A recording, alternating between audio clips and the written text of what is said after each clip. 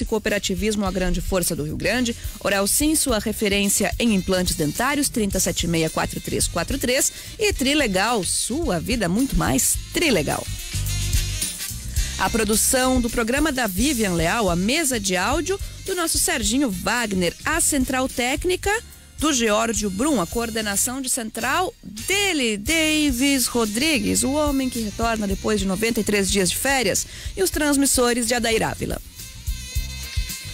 Para participar conosco, é muito simples. O torpedo e o WhatsApp da rádio está à disposição dos guaibeiros. Código de área 51993887532. O nosso Twitter, @RDGuaíbaOficial, também à disposição dos ouvintes. E, é claro, a interação dos guaibeiros lá em facebook.com/Rádio Guaíba Oficial, através da nossa live, que a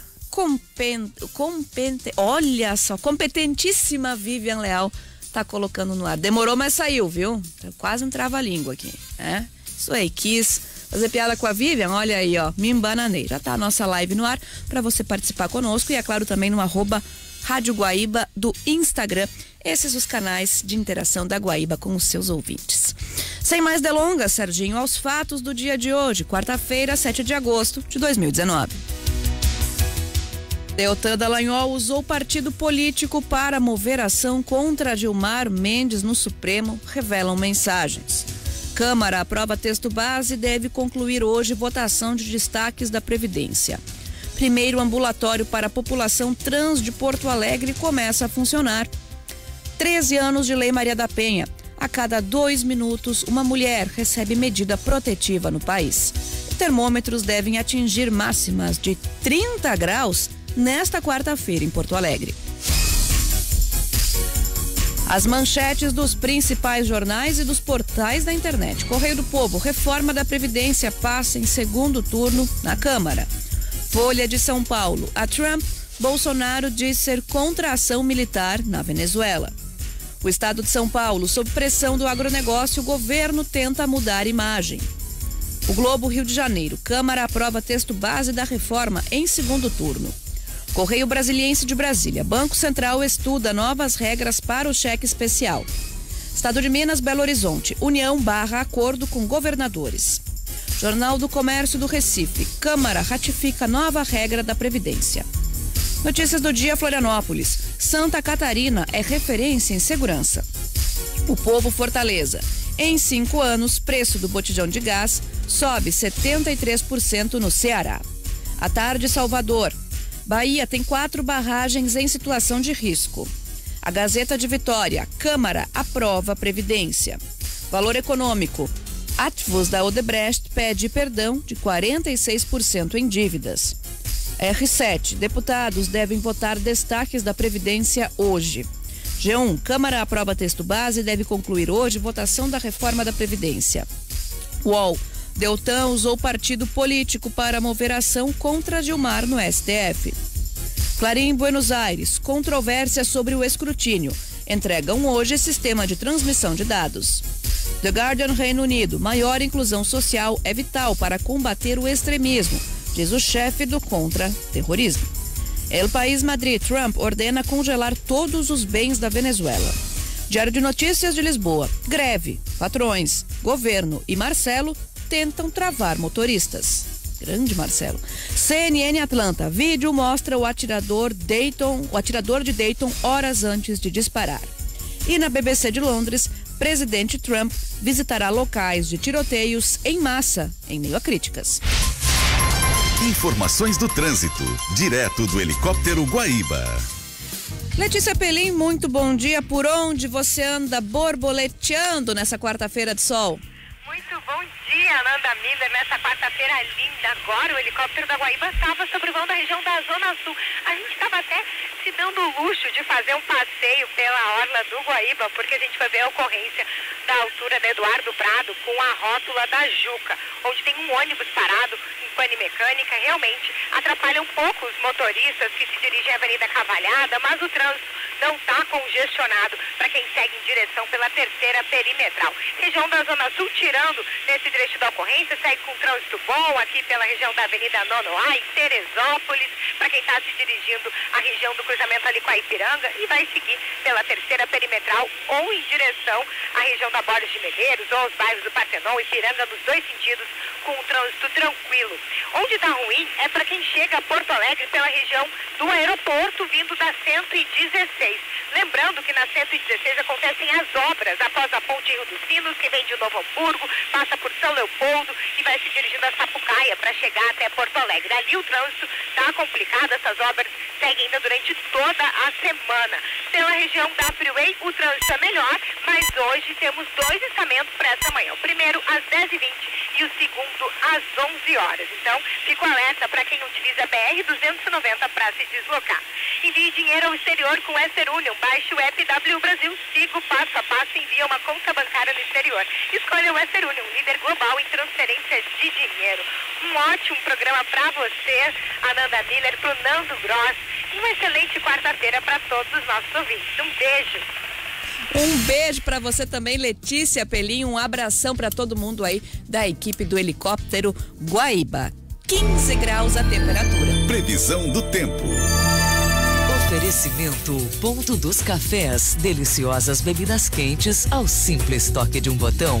Variedade de máquinas para atender todas as necessidades da sua empresa. Marque uma visita pelo fone 3325.009 e conheça o site pontodoscafés.com.br. Luiz Fernando Nastigal, muito bom dia. Muito bom dia, Ananda. Bom dia a todos. Ananda, ar quente toma conta do estado nesta quarta-feira e vamos ter aí um aquecimento bem acentuado para essa época do ano, não é? Ontem já aqueceu bem, né, como se esperava. Ontem a máxima é que até superou um pouco a estimativa. Estimava ontem máxima aí passando dos 25 graus, ficando ao redor dos 26. Chegou a 27 na capital e chegou a 27 também na Grande Porto Alegre. Hoje o aquecimento é maior. Hoje nós vamos chegar na casa dos 30 graus. Então, mas é um belo dia de sol, né? E esse aquecimento vai ser rápido hoje durante o dia. Ainda estava fresquinho na madrugada, mas já com mínimas mais altas. A mínima na capital ficou ao redor dos 14, 15 graus. A gente é feito 9, né? Hoje ficou perto dos 15, 14, 15 graus, foi a mínima em Porto Alegre. E pelo interior também as mínimas ficaram mais altas, mas em alguns locais ainda caíram abaixo dos 10 graus, né? Mas já não caíram tanto quanto ontem, né? Ontem fez 0 grau na Zona Sul, hoje a menor temperatura na Zona Sul foi de 7 graus lá em Canguçu, na Serra Gaúcha fez 9, em Canela, que foi a menor da região, e de um modo geral as temperaturas sobem bastante hoje, né? Mesmo na Serra faz mais de 25 graus também hoje à tarde, então é um dia bonito, com sol predominando no estado e com aquecimento bastante expressivo. Uma tarde com calor, portanto, em pleno inverno gaúcho. Agora, mais da tarde para a noite vai ter um aumento de nuvens ali nas áreas de fronteira com o Uruguai, em pontos do sul e do oeste. Aumenta um pouco mais as nuvens hoje por lá e pode ter alguma precipitação muito isolada e passageira em alguns pontos. Amanhã é que a instabilidade vai se espalhando pelo estado ao longo do dia. Ananda. Pois são essas as informações aqui que os ouvintes já estão aguardando, né? Porque a gente sabe, depois da tempestade vem a bonança, mas depois da bonança vem a tempestade de novo. Essa instabilidade aqui na região metropolitana, principalmente, deve se intensificar a partir dessa quinta-feira. Na realidade, a quinta-feira vai ter o sol presente ainda por aqui, da tarde para a noite que as nuvens aumentam e teremos aí, no final do dia para a noite, a chegada da instabilidade da chuva. Mas muito irregular essa precipitação que vai chegar aqui. Ela não é instabilidade forte, é muito irregular, não é em todos os locais que vai chover. A instabilidade mais forte amanhã ela fica concentrada no sul e oeste do estado, né? Até se espalha para outras áreas, mas se espalha com uma intensidade fraca. O mau tempo significativo, com chuva forte, com risco de temporal, é no oeste e sul gaúcho. Sexta-feira também nós vamos ter ainda um cenário em que o sol consegue aparecer entre a faixa central e o norte do estado. Nós teremos o sol conseguindo aparecer na sexta-feira por aqui, mas nós teremos períodos de maior nebulosidade que devem provocar chuva também na sexta-feira na capital, sobretudo da tarde para a noite. E essa instabilidade da tarde para a noite na sexta-feira, aí sim, ela deve ser mais significativa, porque aí a instabilidade que vai estar mais encorpada, atuando no sul e oeste do estado, aí ela avança com mais força para as demais áreas. E aqui na Grande Porto Alegre, na sexta-feira, é da tarde para a noite que chega essa instabilidade, né? Então nós teremos 2 dias aí com um quadro de mau tempo espalhado pelo estado. Na quinta e na sexta, apesar que em algumas áreas ainda o sol vai conseguir aparecer, como é o caso aqui da Grande Porto Alegre. Ananda. Tá certo, então muito obrigada, Luiz Fernando Nartigal, com a previsão do tempo direto da Metsul Meteorologia. Um bom dia para você. Bom dia, Ananda, até amanhã. A previsão do tempo, que é um oferecimento de Edsul e também do nosso Ponto dos Cafés. 9h20, a gente faz um rápido intervalo comercial. Na sequência eu volto ao lado da reportagem de Nando Gross e também, é claro, de Jurandir Soares com o comentário internacional. Não saiam daí, nós já voltamos.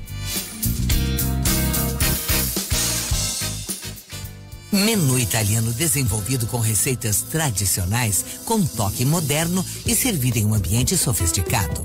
Berna Restaurante, há mais de 30 anos, eleito pelos clientes o melhor restaurante executivo da capital. Localizado no Palácio do Comércio, 7º andar, com vista privilegiada para o Guaíba. Berna Restaurante. Atendimento, qualidade e gastronomia de alto nível. Largo Visconde de Coelho 17, 7º andar, Centro Histórico de Porto Alegre. Aberto de segunda a sexta-feira, das 11h30 às 15 horas. Aceita todos os cartões. Consulte-nos para eventos. Berna Restaurante. Telefone 51-3286-7577.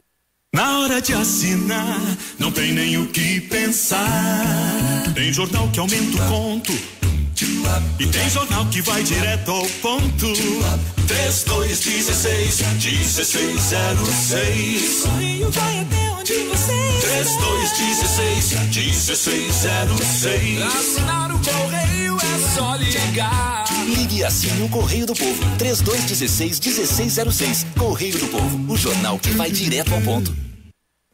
Ética, transparência, valorização do meio ambiente, das inovações e do ser humano. Financiamento próprio de empreendimentos prontos para morar. Respeito, confiança e sustentabilidade. É assim que construímos nossa credibilidade ao longo de 40 anos. É assim que continuaremos em direção ao futuro. Muito mais do que clientes, temos uma família de colaboradores, parceiros e de pessoas que realizaram seus sonhos. Somos a Edsul, o seu lugar no mundo.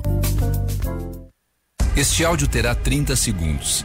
Dentro dele, pelo menos 4 pessoas sofrerão algum tipo de violência no país. Em poucos minutos, a violência terá causado uma morte por arma de fogo. Durante cada segundo, a criminalidade avança e a omissão só encoraja o crime.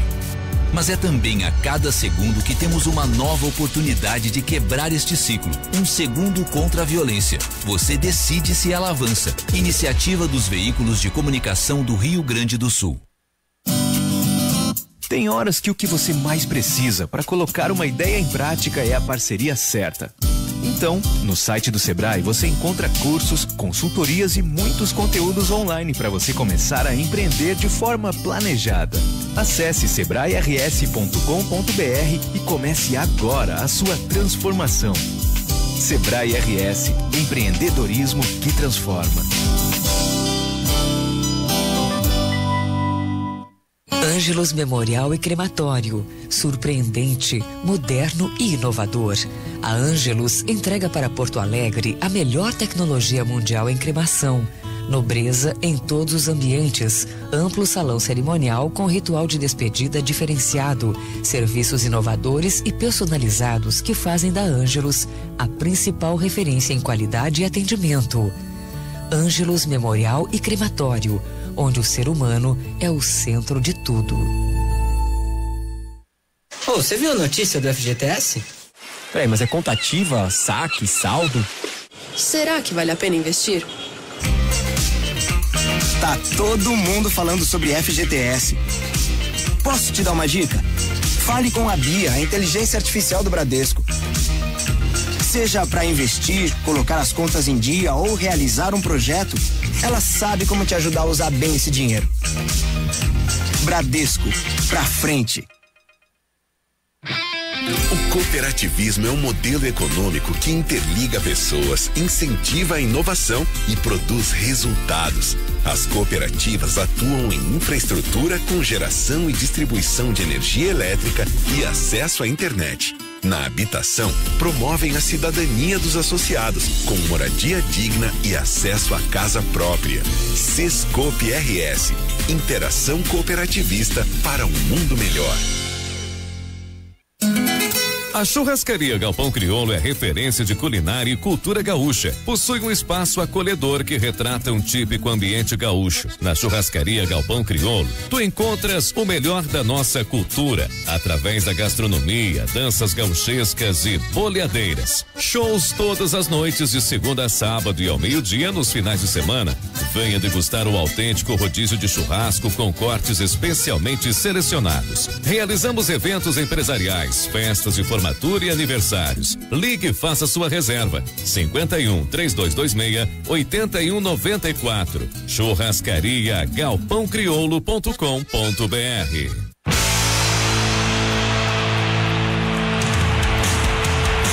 Quarta-feira decisiva para o Internacional. É quarta de Copa do Brasil no futebol Guaíba.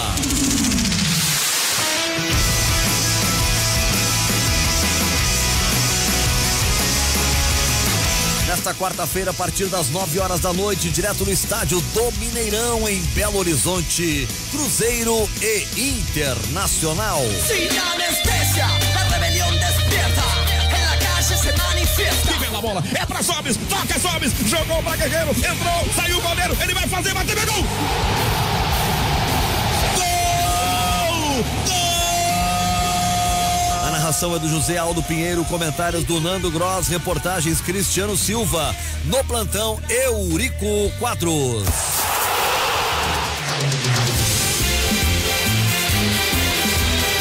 Futebol Guaíba. Oferecimento Sicredi, Instituto de Cardiologia, Sindi Bancários Porto Alegre, ICMPC, renovável por natureza.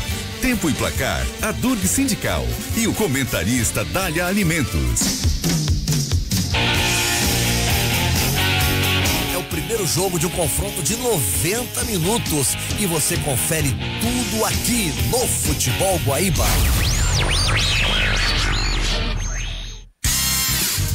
Direto ao ponto.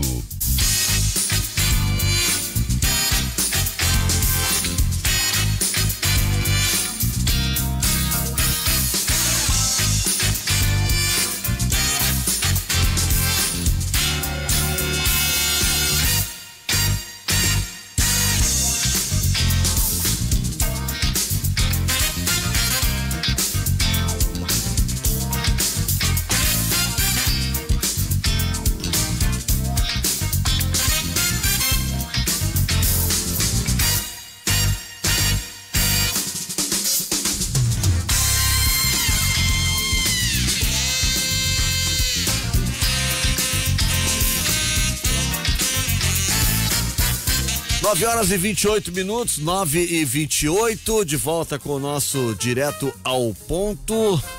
A hora certa para Edsul, seu lugar no mundo. Jéssica Moraes de volta depois de um longo período. Foram 93 dias. 93 dias. Tinha um bilhetinho na frente do computador dela, que eu não sei quem escreveu, tipo, a minha namorada está de volta, minha namorada voltou, como é que foi, como é que era o texto? Bem-vinda. Mas tinha namorada escrito. Sim, claro, né? Namorada é implícito. A gente tem um relacionamento muito intenso, né, Jéssica? Muito, muito intenso.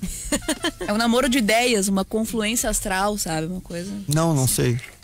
Não sei como é que é isso. É que nem a tua relação, essa confluência astral que tu tem com algumas colegas da TV Record, Nando Gross. É ciumenta essa Nanda Millet. Tô eu de manhã assistindo ali, né? Rio Grande do Ar, aquela coisa toda, prestigiar o chefe, meu querido, antes Samuel Vettori, né? Depois o chefe. Aí eu vejo aquela traição. Você pagou com traição. Só porque sempre te deu a mão.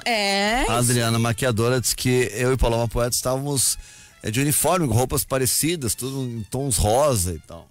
E aí a Ana Miller, que ao que me consta estava também com uma blusa cor-de-rosa, mudou de blusa, só de raiva, e veio de amarelo. Só Só de braba. De braba. Exatamente, mas é assim que é a vida. Tu sentiu nossa falta, Jéssica, nas férias? De saudade, todos os dias pensava em vocês. Quando eu acordava às 11 da manhã. A falsidade é uma coisa impressionante. Não sente nem mal em falar isso assim, mentir desse jeito. Descaradamente, às 9h29. Eu nem lembrava mais de ti, pra dizer a verdade. Achei que tava lá na Delfino Riete já, Jéssica. Entendeu? Se nem tava aqui. Não, imagina, estou aqui. Porque na Edsul a gente viu aqui alguns empreendimentos, né, Ana Miriam, que lembramos muito de Gustavo Chagas, né? Que é por causa do local dos empreendimentos que a gente viu alguns aqui. Deixa eu ver aqui, eu acho que é o Farol da Barra que eu vi na Edsul. Tá aqui, ó. No bairro Santo Antônio, Rua Delfino Riete, 537. Imediatamente pensamos em Gustavo Chagas. Nesse empreendimento da Edsul. Só tem grandes empreendimentos. Eu vou ficar nesse da Cairu, aqui na Zona Sul, no bairro Tristeza. Eu gosto desse porque o nome da rua lá do Cromwell, né? O Almirante Cromwell. Almirante Cochrane. Cochrane, esse aí, o Cochrane. Eu gosto desse também. Esquina com o Almirante Câmara. É muito brasileiro esse Almirante Câmara, né? O Cochrane Cochrane. É desleal a disputa. Cochrane com Câmara, não dá muito certo. Então, Fernanda, tá muito bem? Tudo bem. Certo? Que Tudo bom. certo. Eu te encontrei a Manu, filha da Fernanda. Não foi no shopping caminhando, nada, ela é bebê ainda, mas foi no carro aqui, a Manu tava saindo. Na saída do trabalho. Aí eu minha saída, né? Chegada. Ela tava indo e eu dando sinal de luz, parecia um louco atrás. Quem é esse doido atrás de mim? Era eu, para. Queria dar uma espiadinha na Manu. Eu tava acelerando pra sair, porque eu achei que tava te atrapalhando. E eu queria dar uma espiadinha. Ela tava olhando um vídeo do Galinha Pintadinha. Evidente que não me deu muita bola porque tava olhando o vídeo, né? Mas conversou contigo, conversou, né? Deu tchau. Conversou, deu tchau. Deu tchau, deu tudo certo. Tu, Gustavo, nenhuma queixa do transporte público hoje, tudo certo? Olha, por enquanto tudo certo. Mas do transporte público a gente sempre espera coisas não tão certas. Coisas não tão certas.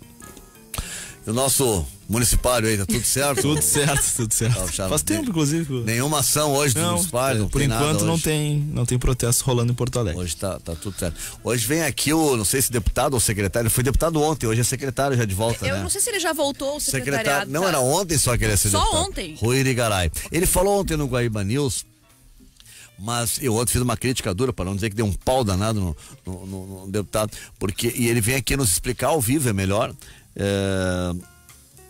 Claro que eu não sou daqueles, porque tem entrevistado que vem e debate a sua ideia quando, cara, eu vou colocar a minha ideia, não vou estar debatendo, quero ouvir as opiniões dele.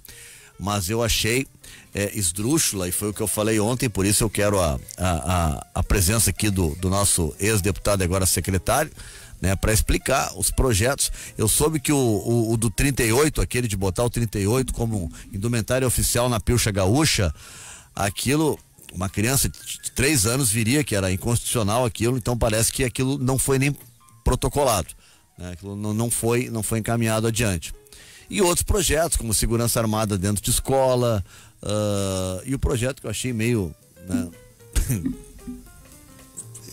Tentando a palavra, vamos pegar uma palavra leve, inútil, entendeu? Para a situação atual do Brasil, né? Que é o fim, proibir festejos sobre o comunismo. Tá bem, né? Pra dizer a verdade, eu nunca vi ninguém festejar o comunismo, nunca vi assim, ó, hoje é o dia de festejar o comunismo, eu nunca vi, de repente eu tô desinformado, né? Eu não lembro, assim, vocês lembram alguma coisa, por favor me digam. O que eu até comentei ontem com a Nanda, que eu lembro muito, foram 100 anos 2017, 100 anos da Revolução. 100 anos da Revolução Russa. Evidente que se estudou tudo, mas não é no sentido de estudar para se elogiar. Se estuda, né, o que aconteceu, que movimento foi esse, que consequências teve para a humanidade, essas coisas todas. Mas comemoração, a rigor, assim, eu não lembro, né, ninguém. Mas eu sou favorável a quem quiser comemorar o comunismo, comemore. Como eu acho uma coisa absurda se comemorar a ditadura, mas a gente comemora, alguns comemoram aqui no Brasil, então, né? Mas o deputado vem aí só para anunciar, né? Quem gosta de um rolo, né? Já sabe que a partir das 10 vai estar aqui o secretário Rui Irigaray para conversar com a gente.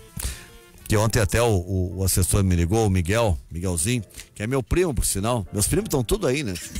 Impressionante essa família, né? Flávio vai bem, o primo Flávio. Não, é Fábio? O Flavinho. Flavinho. Tava ontem participando aqui também. Sim. E é tudo. Não, o Flavinho diminutivo. é impressionante. Eu já larguei um grupo da família, de tanto que ele falava em política, eu não aguentava mais. Um dos grupos, tem 2 grupos de família, dos Gross e dos Moretti. Né? O dos Gross eu abandonei pela política, eu não aguentava mais. Olha, quando meu pai começou a criticar o jornalismo e os jornalistas, não tive dúvida. Excluir o Facebook pra manter a relação, né? Tipo, pra não acabar. Mas dentro da minha família eles estão dando pau também, porque essa imprensa e tal, só pra constar, eu sou da família e sou da imprensa, viu? Só pra constar, né? Mas daí cada vez, aí eu pego a profissão, quem xingou o jornalista, por exemplo, se é um primo que é engenheiro, eu dou um pau nos engenheiros. Se é uma prima médica, eu dou um pau nos médicos, entendeu? Aí eu me vingo assim também, né? Eu resolvi manter a egrégora da família excluindo do Facebook, essa é a minha estratégia, tá funcionando, viu? Tá tudo bem lá em casa. O Facebook é uma das coisas mais graves que tem. Aí Quando exclui do Facebook é porque a relação realmente desmoronou.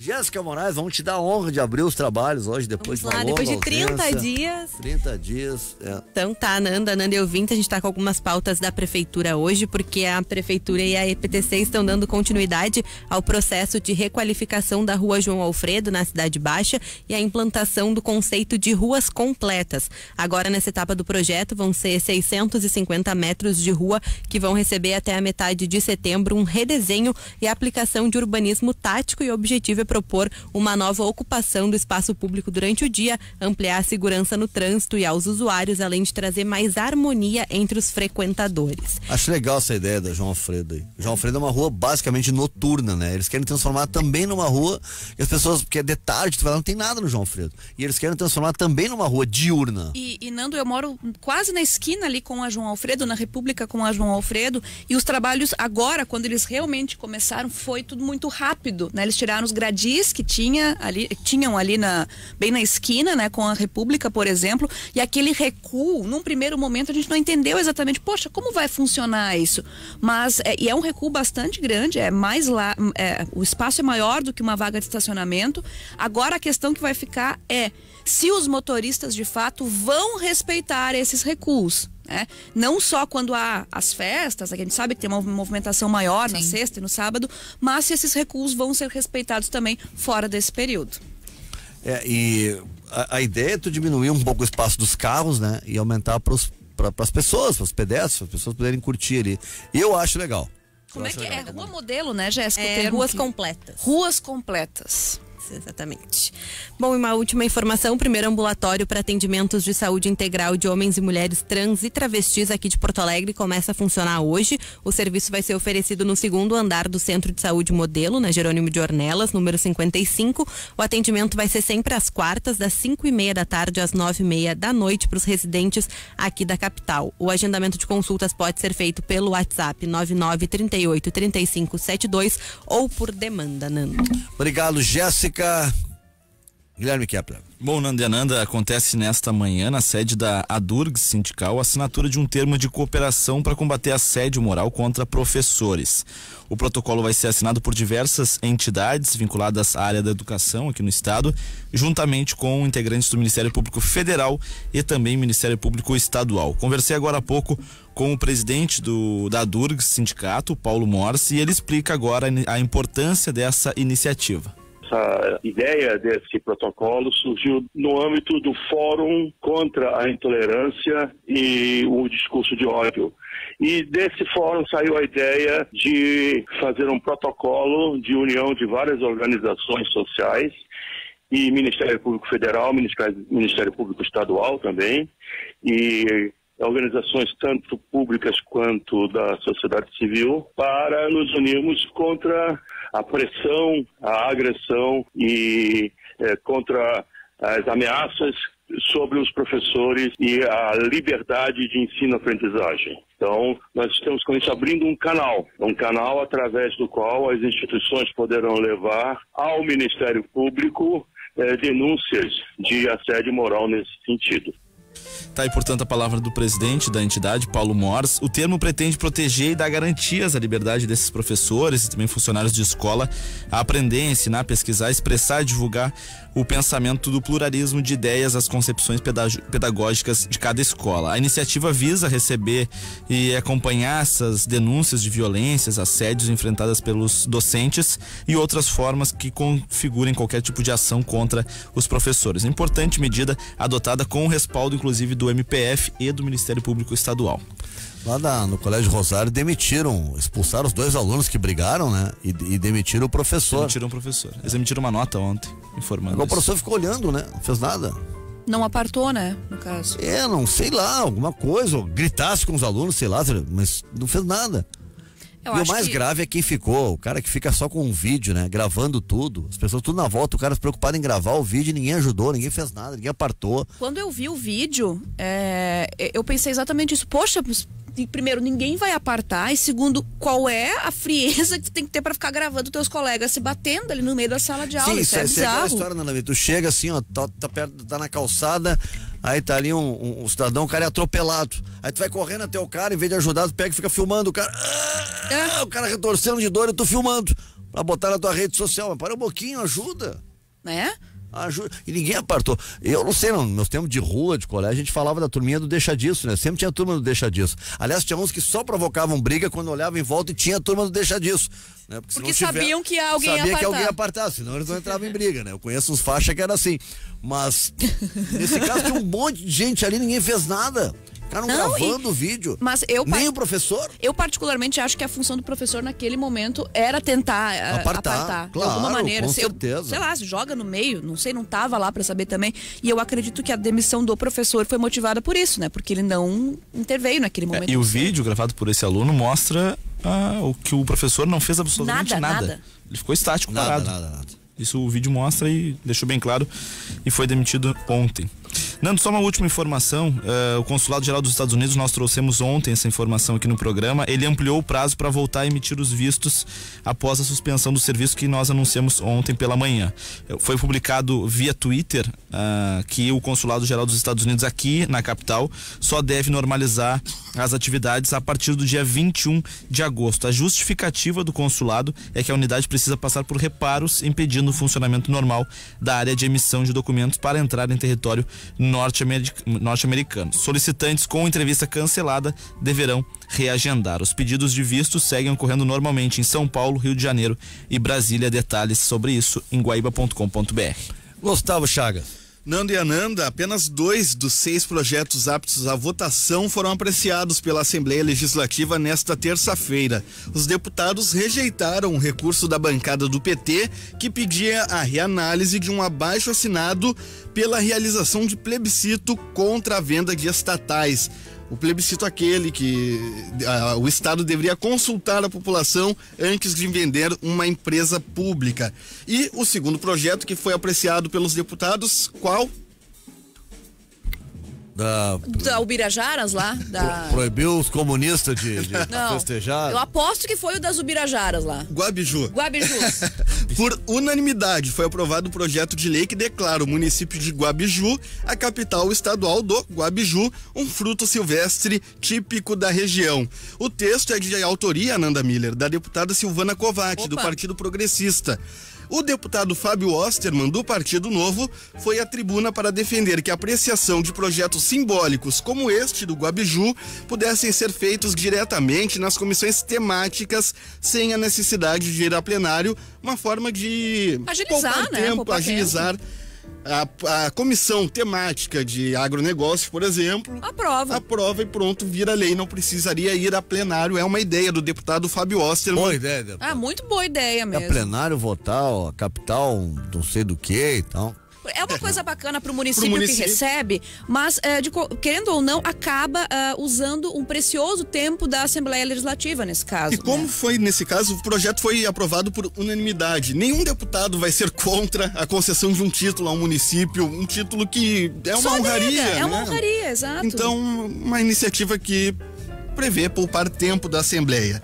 Ocorre hoje, entre hoje e amanhã, Nando e Ananda, o primeiro workshop Rio Grande do Sul Ceará. O evento tem como objetivo o intercâmbio de práticas de gestão entre os dois estados. A abertura do seminário reúne neste momento os secretários de Planejamento Liani Lemos, aqui do Rio Grande do Sul, e Mauro Benevides Filho, do Ceará.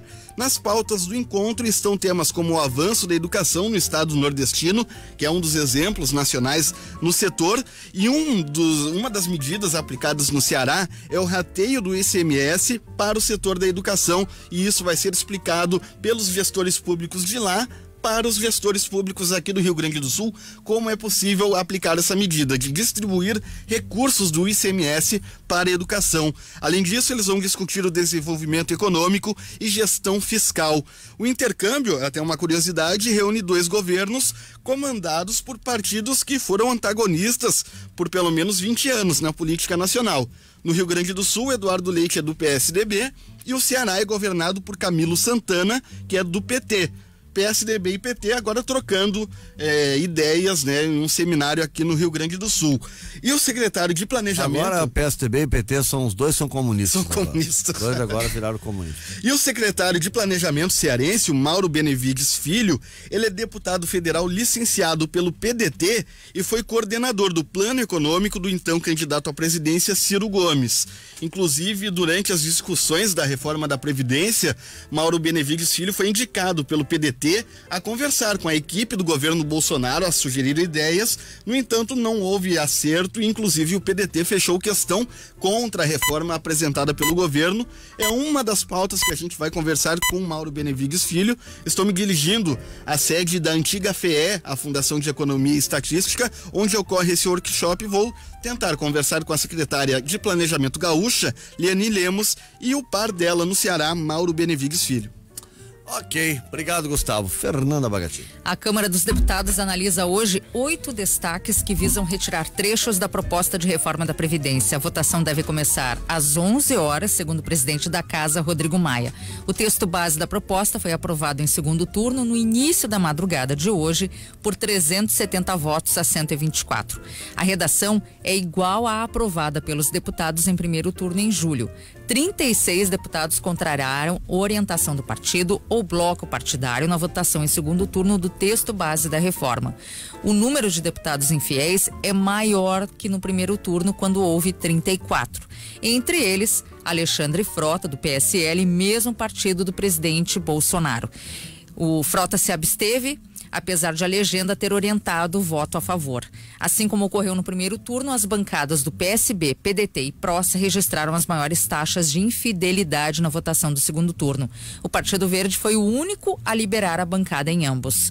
Concluída a votação dos destaques, então, que deve acontecer ainda nesta quarta, o texto já poderá ser enviado ao Senado. O texto base será mantido se os deputados favoráveis à reforma garantirem que pelo menos 308 votos contrários, pelo menos 308 votos contrários aos destaques.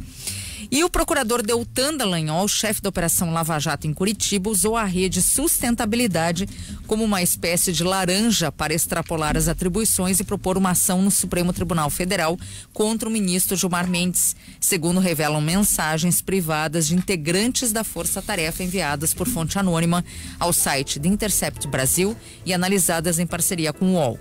Essa articulação, que envolveu o senador Randolfo Rodrigues da Rede, resultou na apresentação de uma arguição de descumprimento de preceito fundamental no Supremo para impedir que Gilmar soltasse presos em processos que ele não fosse o juiz da causa.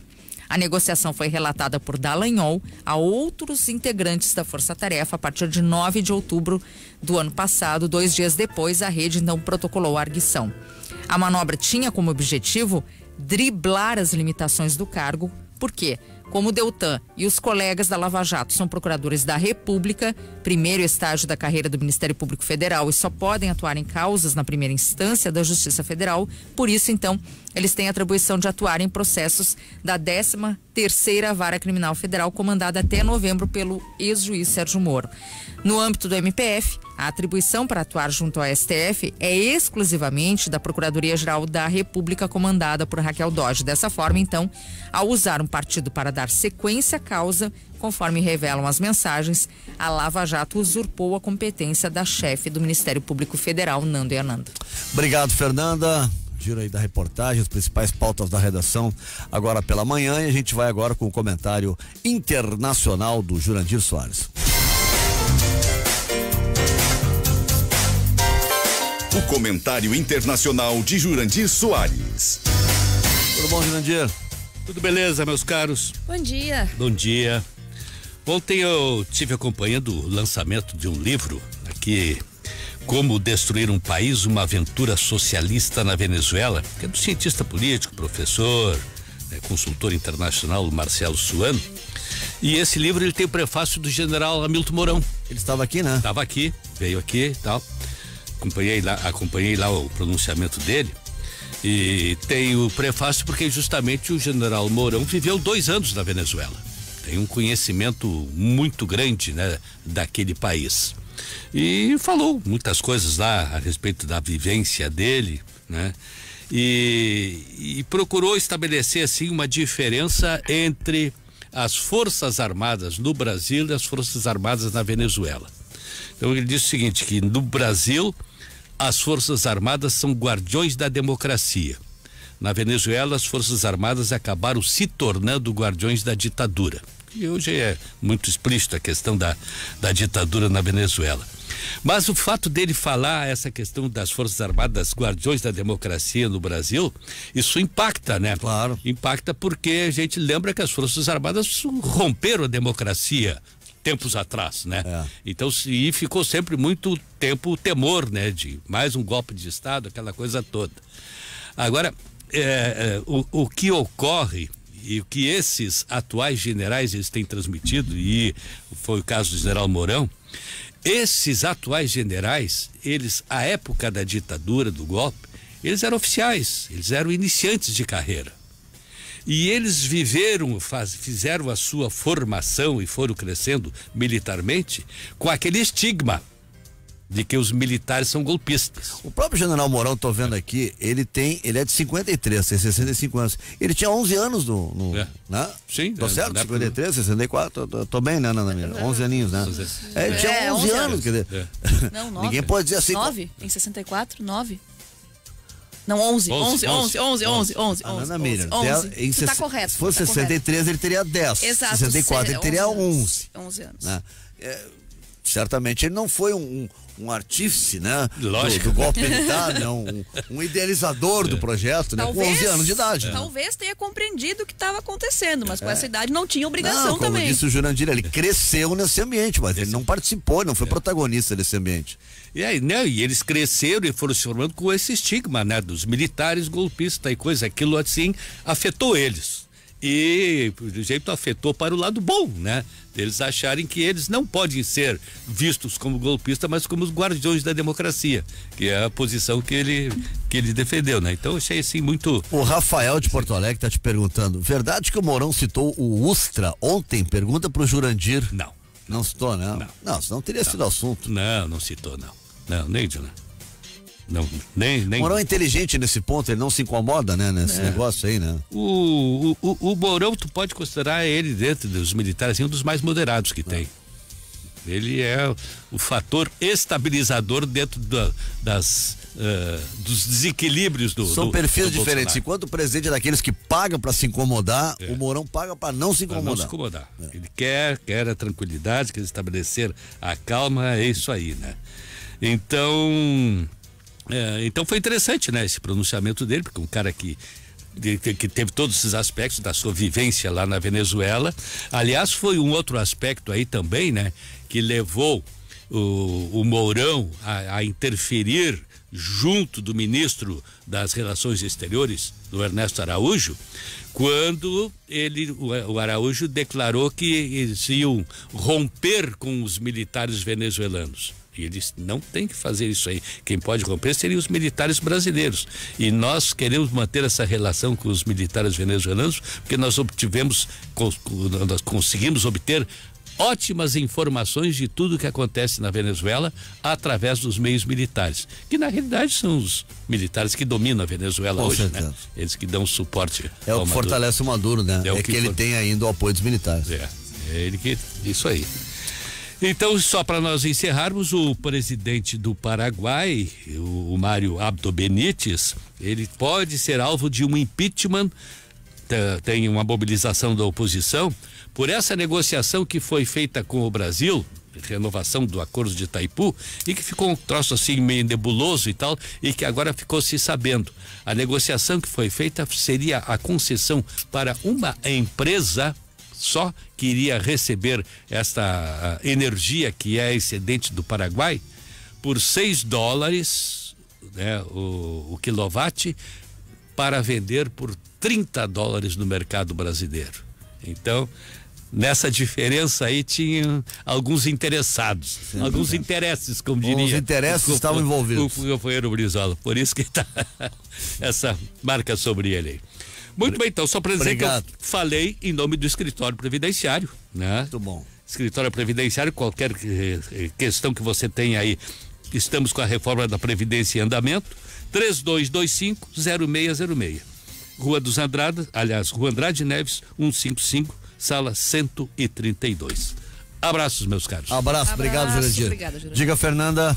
O ex-presidente Lula vai ser transferido de Curitiba para São Paulo. A decisão foi assinada nesta manhã pela juíza substituta Carolina Lebos, da 12ª Vara Federal de Curitiba. Segundo a decisão, a manutenção da prisão de Lula em Curitiba gera prejuízo ao interesse público com o emprego de recursos humanos e financeiros destinados à atividade policial na custódia do ex-presidente. A juíza também levou em consideração o pedido da defesa, que alega que em São Paulo, Luiz Inácio Lula da Silva ficaria mais próximo dos familiares e amigos. Nando e Ananda. Bom, a decisão não informa ainda onde ele vai ficar em São Paulo, né? Não. Qual é o local ainda?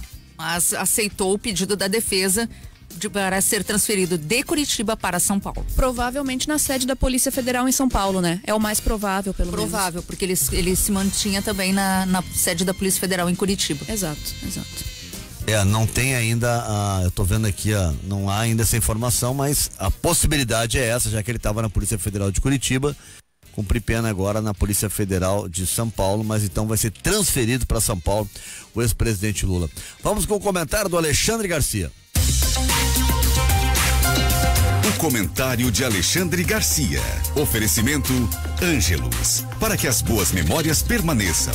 Produtos Gimo, qualidade comprovada. Instituto de Cardiologia, o Hospital do Coração dos Gaúchos. Bom dia, Alexandre.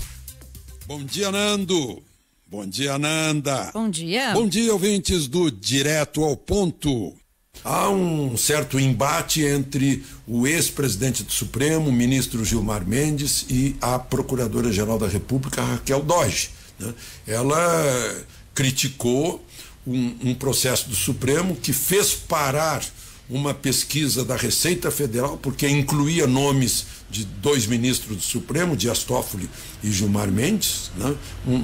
Algo que é feito com todos nós, né? Mas o Supremo acha que não pode fazer com eles, né? E dizendo que não podia haver tribunal de exceção. Gilmar Mendes respondeu dizendo que tribunal de exceção é a Lava Jato, né?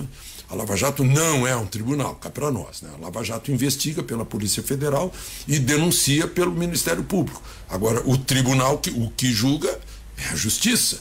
O próprio Gilmar Mendes já foi presidente do Poder Judiciário, sabe muito bem disso, quando ele era presidente do Supremo.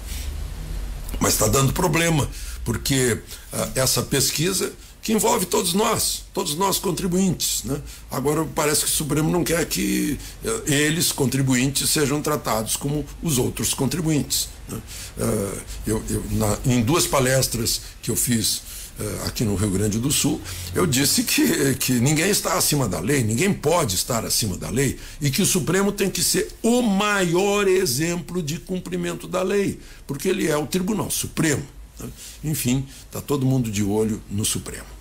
Por falar nisso, eu vi uma notícia de que o ex-senador Luiz Estevão, que está cumprindo pena pelo escândalo da construção do Tribunal Regional do Trabalho em São Paulo, está cumprindo pena no presídio de Brasília, está agora cumprindo castigo de 3 dias de isolamento, porque, segundo a notícia, eu vou abrir aspas, ele teria, por suposto assédio a uma agente penitenciária.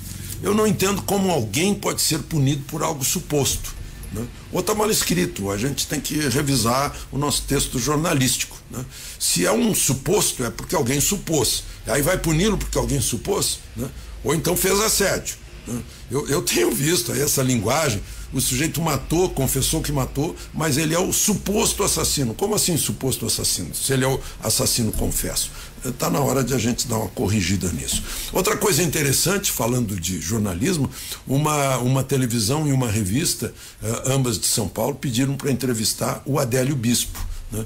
O Tribunal Regional Federal da 3ª Região não permitiu, né? Agora, eu fico pensando, eu olho aqui o diagnóstico do Adélio Bispo, ele sofre de transtorno delirante permanente. Como é que a gente entrevista pessoas transtornadas e delirantes permanentemente? Né? Eu não entrevistaria, a não ser que fosse para um documentário a respeito de gente assim, de maltratamento dessas pessoas e tal. Mas entrevistar alguém com transtorno delirante permanente só pode ser delírio, né? Bom, eu vi uma medida do presidente da República, um decreto, que eu achei, puxa vida, como demorou para sair isso, né? Cancelando a obrigatoriedade de as empresas publicarem seus balanços em jornais, né? Porque ninguém lê um balanço publicado em jornal. Agora, a única coisa que acontece é que o jornal ganha dinheiro com isso e a empresa tem que pagar. Tem que pagar uma página inteira, às vezes 2 páginas inteiras de jornais, né?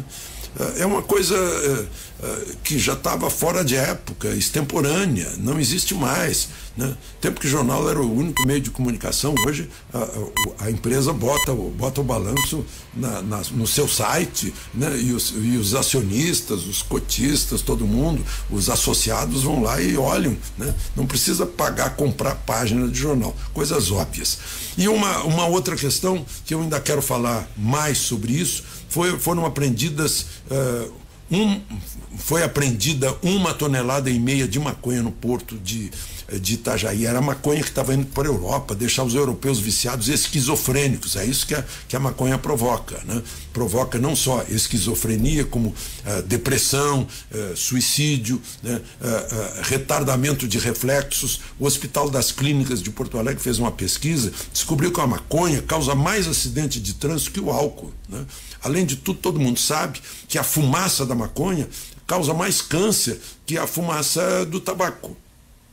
Agora, a maconha em 480 substâncias, tem uma chamada canabidiol, e estão usando esse pretexto para tentar liberar o plantio de maconha. Primeiro libera o canabidiol, fazendo um maior lobby na Anvisa. Depois vai liberar o uso recreativo e depois o plantio. Tá? Tudo isso é inútil se a gente lembrar que tem um laboratório brasileiro em Toledo, no Paraná, que está já no finzinho da produção sintética do canabidiol, né? Inclusive já está fazendo remédios contra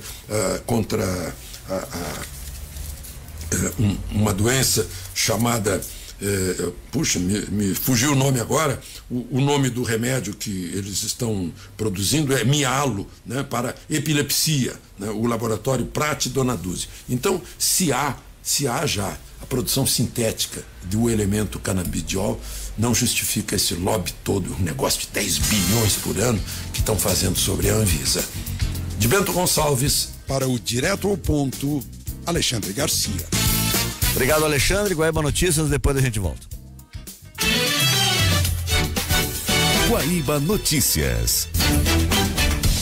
10h03, em Porto Alegre, 20 graus. As exportações brasileiras recuaram 10,4% em valor na comparação de junho deste ano, com o mesmo período do ano passado, conforme dados do Índice de Comércio Exterior da Fundação Getúlio Vargas.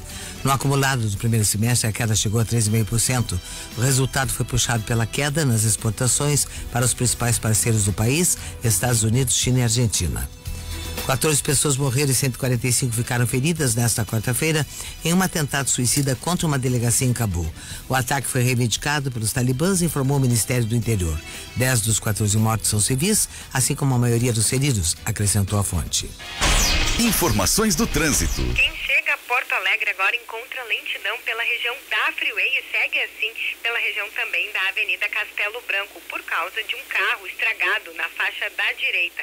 O motorista também deve prestar atenção porque tem içamento logo acontecendo e o trânsito para quem está chegando pela Freeway, vindo da 448, da região da 116, vai ficar bastante complicado. Túnel da Conceição bastante lento em direção aos bairros para quem segue pela João Pessoa, e pelo Oswaldo Aranha, trânsito difícil por conta das obras no corredor dos ônibus, bem próximo ao Hospital de Clínicas, então é melhor o motorista utilizar a região da João Pessoa. Seguindo pelo acesso de quem vem da região do aeroporto, com trânsito livre, passando a Severo Dúlios também de Cachoeirinha, sem retenção por toda a CIS Brasil até o trecho do viaduto Birici. Precisa de empréstimo, mas quer fugir das taxas abusivas? Conheça a Geru. Empréstimo 100% online de 2 a 50 mil reais em até 36 parcelas. Geru, empréstimo online. Com as informações do trânsito, Letícia Pelim. Tempo bom em Porto Alegre, agora na Rua Caldas Júnior, 20 graus. O ex-presidente Lula vai ser transferido de Curitiba para São Paulo. A decisão foi assinada pela juiz substituta Carolina Lebos, da 12ª Vara Federal de Curitiba, na manhã desta quarta-feira. Segundo a decisão, a manutenção da prisão de Lula em Curitiba gera prejuízo ao interesse público, com o emprego de recursos humanos e financeiros destinados à atividade policial na custódia do ex-presidente. A juíza também levou em consideração o pedido da defesa, que alega que em São Paulo, Lula ficaria mais próximo de seus familiares e amigos. Guaíba Notícias, próxima edição às 11 horas.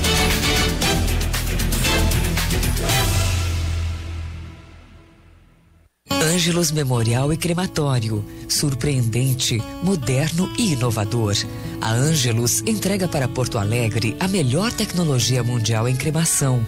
Nobreza em todos os ambientes. Amplo salão cerimonial com ritual de despedida diferenciado. Serviços inovadores e personalizados que fazem da Ângelos a principal referência em qualidade e atendimento. Ângelos Memorial e Crematório, onde o ser humano é o centro de tudo. Tem horas que o que você mais precisa para colocar uma ideia em prática é a parceria certa. Então, no site do Sebrae você encontra cursos, consultorias e muitos conteúdos online para você começar a empreender de forma planejada. Acesse sebrae-rs.com.br e comece agora a sua transformação. Sebrae RS, empreendedorismo que transforma. Atenção, educadores! No dia 13 de agosto, aula na rua. Vamos paralisar todas as escolas estaduais em protesto contra os ataques de Eduardo Leite e Bolsonaro. Já são 44 meses de salários atrasados e 5 anos sem reajuste. Agora, atacam a nossa aposentadoria e o plano de carreira. Vamos fazer um grande ato na Praça da Matriz, em Porto Alegre, às 14 horas. Mobilize-se. CPEA Sindicato. A força da escola pública em nossas mãos. Boneca, bola e violão, tudo ele faz a brincalhão. Quando eu queria ele me deu, agora quem vai dar presente sou eu. Andar de bike no verão, me leva junto, é um amigão. É o cara, é o mais legal. Vou dar um presente especial. Meu pai é o cara, nada nos separa. Demonstre todo o seu amor neste Dia dos Pais. Sim, de Lojas Porto Alegre. Oh, você viu a notícia do FGTS? Peraí, mas é contativa, saque, saldo? Será que vale a pena investir? Tá todo mundo falando sobre FGTS. Posso te dar uma dica? Fale com a Bia, a inteligência artificial do Bradesco. Seja para investir, colocar as contas em dia ou realizar um projeto, ela sabe como te ajudar a usar bem esse dinheiro. Bradesco, pra frente. Da Praça dos Bombeiros ao campus da Federal, dos bancos do Malé aos sinos da Catedral. Santa Maria no mar. Santa Maria de todos nós, Santa Maria do Mar, somos Santa Maria de todos nós. Vamos cuidar dessa Santa Maria que é sua, é nossa, é de todos nós. Prefeitura de Santa Maria, a cidade cuidando das pessoas. O Instituto de Cardiologia agora possui um novo centro cirúrgico para a realização de procedimentos ambulatoriais de multiespecialidades médicas. Conta com amplas salas cirúrgicas e leitos de recuperação, equipamentos com tecnologia de ponta. Esta é uma nova era para o hospital, que é um dos maiores centros de tratamento cardiológico do país.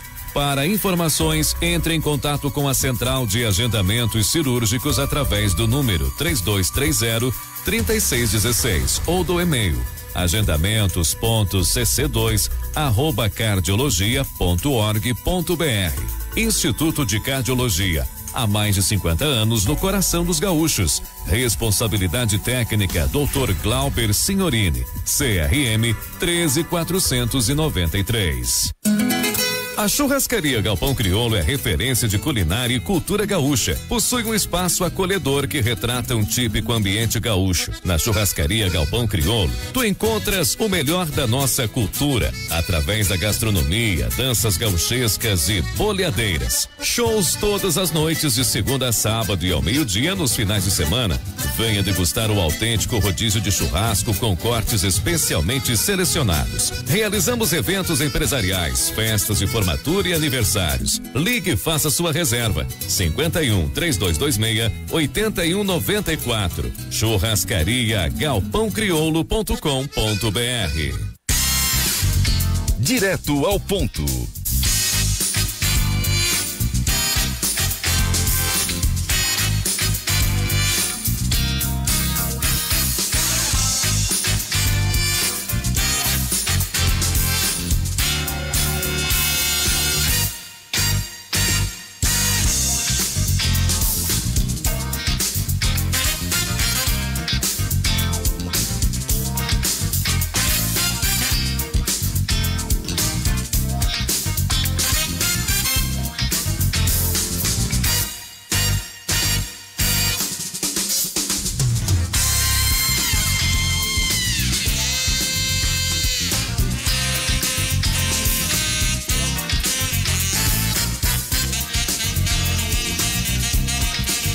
São 10h10, 10h10, de volta com o nosso Direto ao Ponto para Cindy Lojas Porto Alegre, Sescope RS, Oral Sim, Trilegal, Ceper Sindicato, Edisul e também Dr. Clean e Finger, móveis planejados na Venceslau Escobar.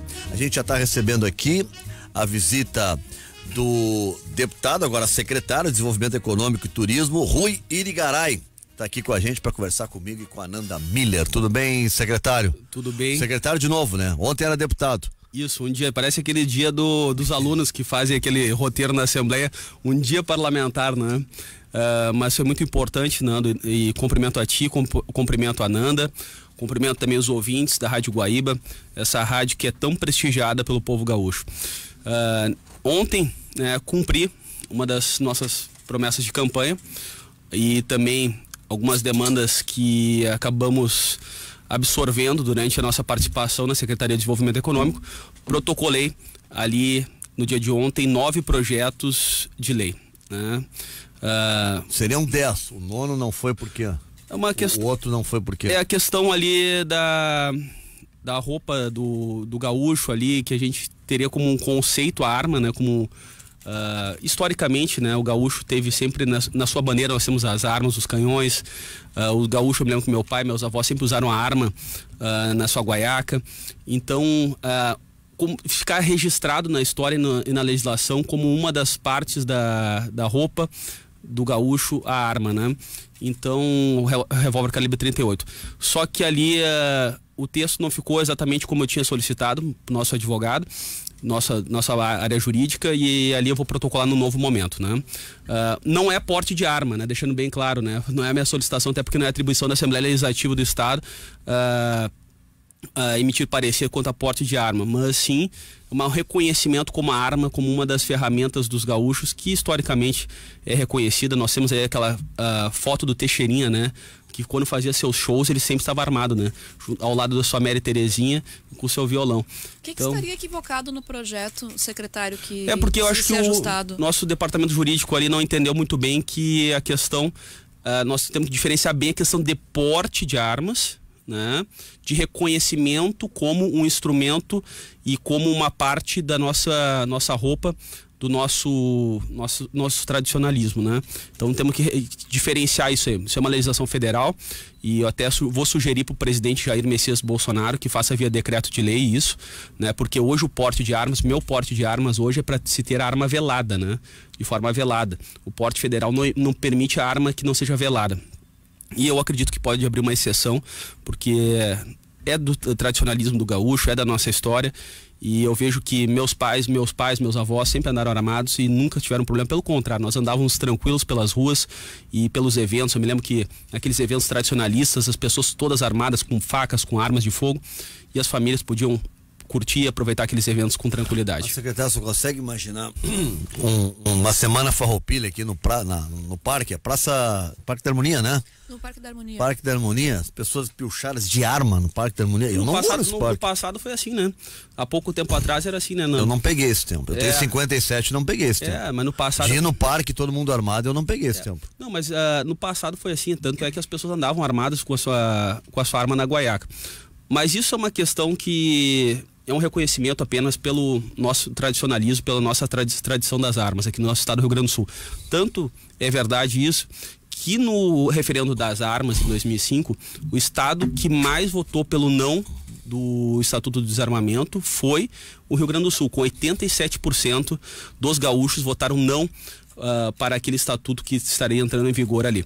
Então, os gaúchos, eles têm como tradição as armas de fogo. Eu me pergunto, secretário, fazendo uma provocação a esse respeito, se, vamos supor que esse projeto vá ser adequado, né, do ponto de vista jurídico, ou que haja até mesmo essa espécie de indulto para que possa ser utilizada, né, a arma de fogo junto com a indumentária do gaúcho, não poderia servir de salvo-conduto para eventualmente alguém se pilchar, né, a caráter, mesmo que não seja gaúcho, não tenha nenhuma ligação com o tradicionalismo, mas se pilcha, coloca as armas ali, pode ser inclusive um criminoso. Não, mas isso aí, Nanda, é bem claro.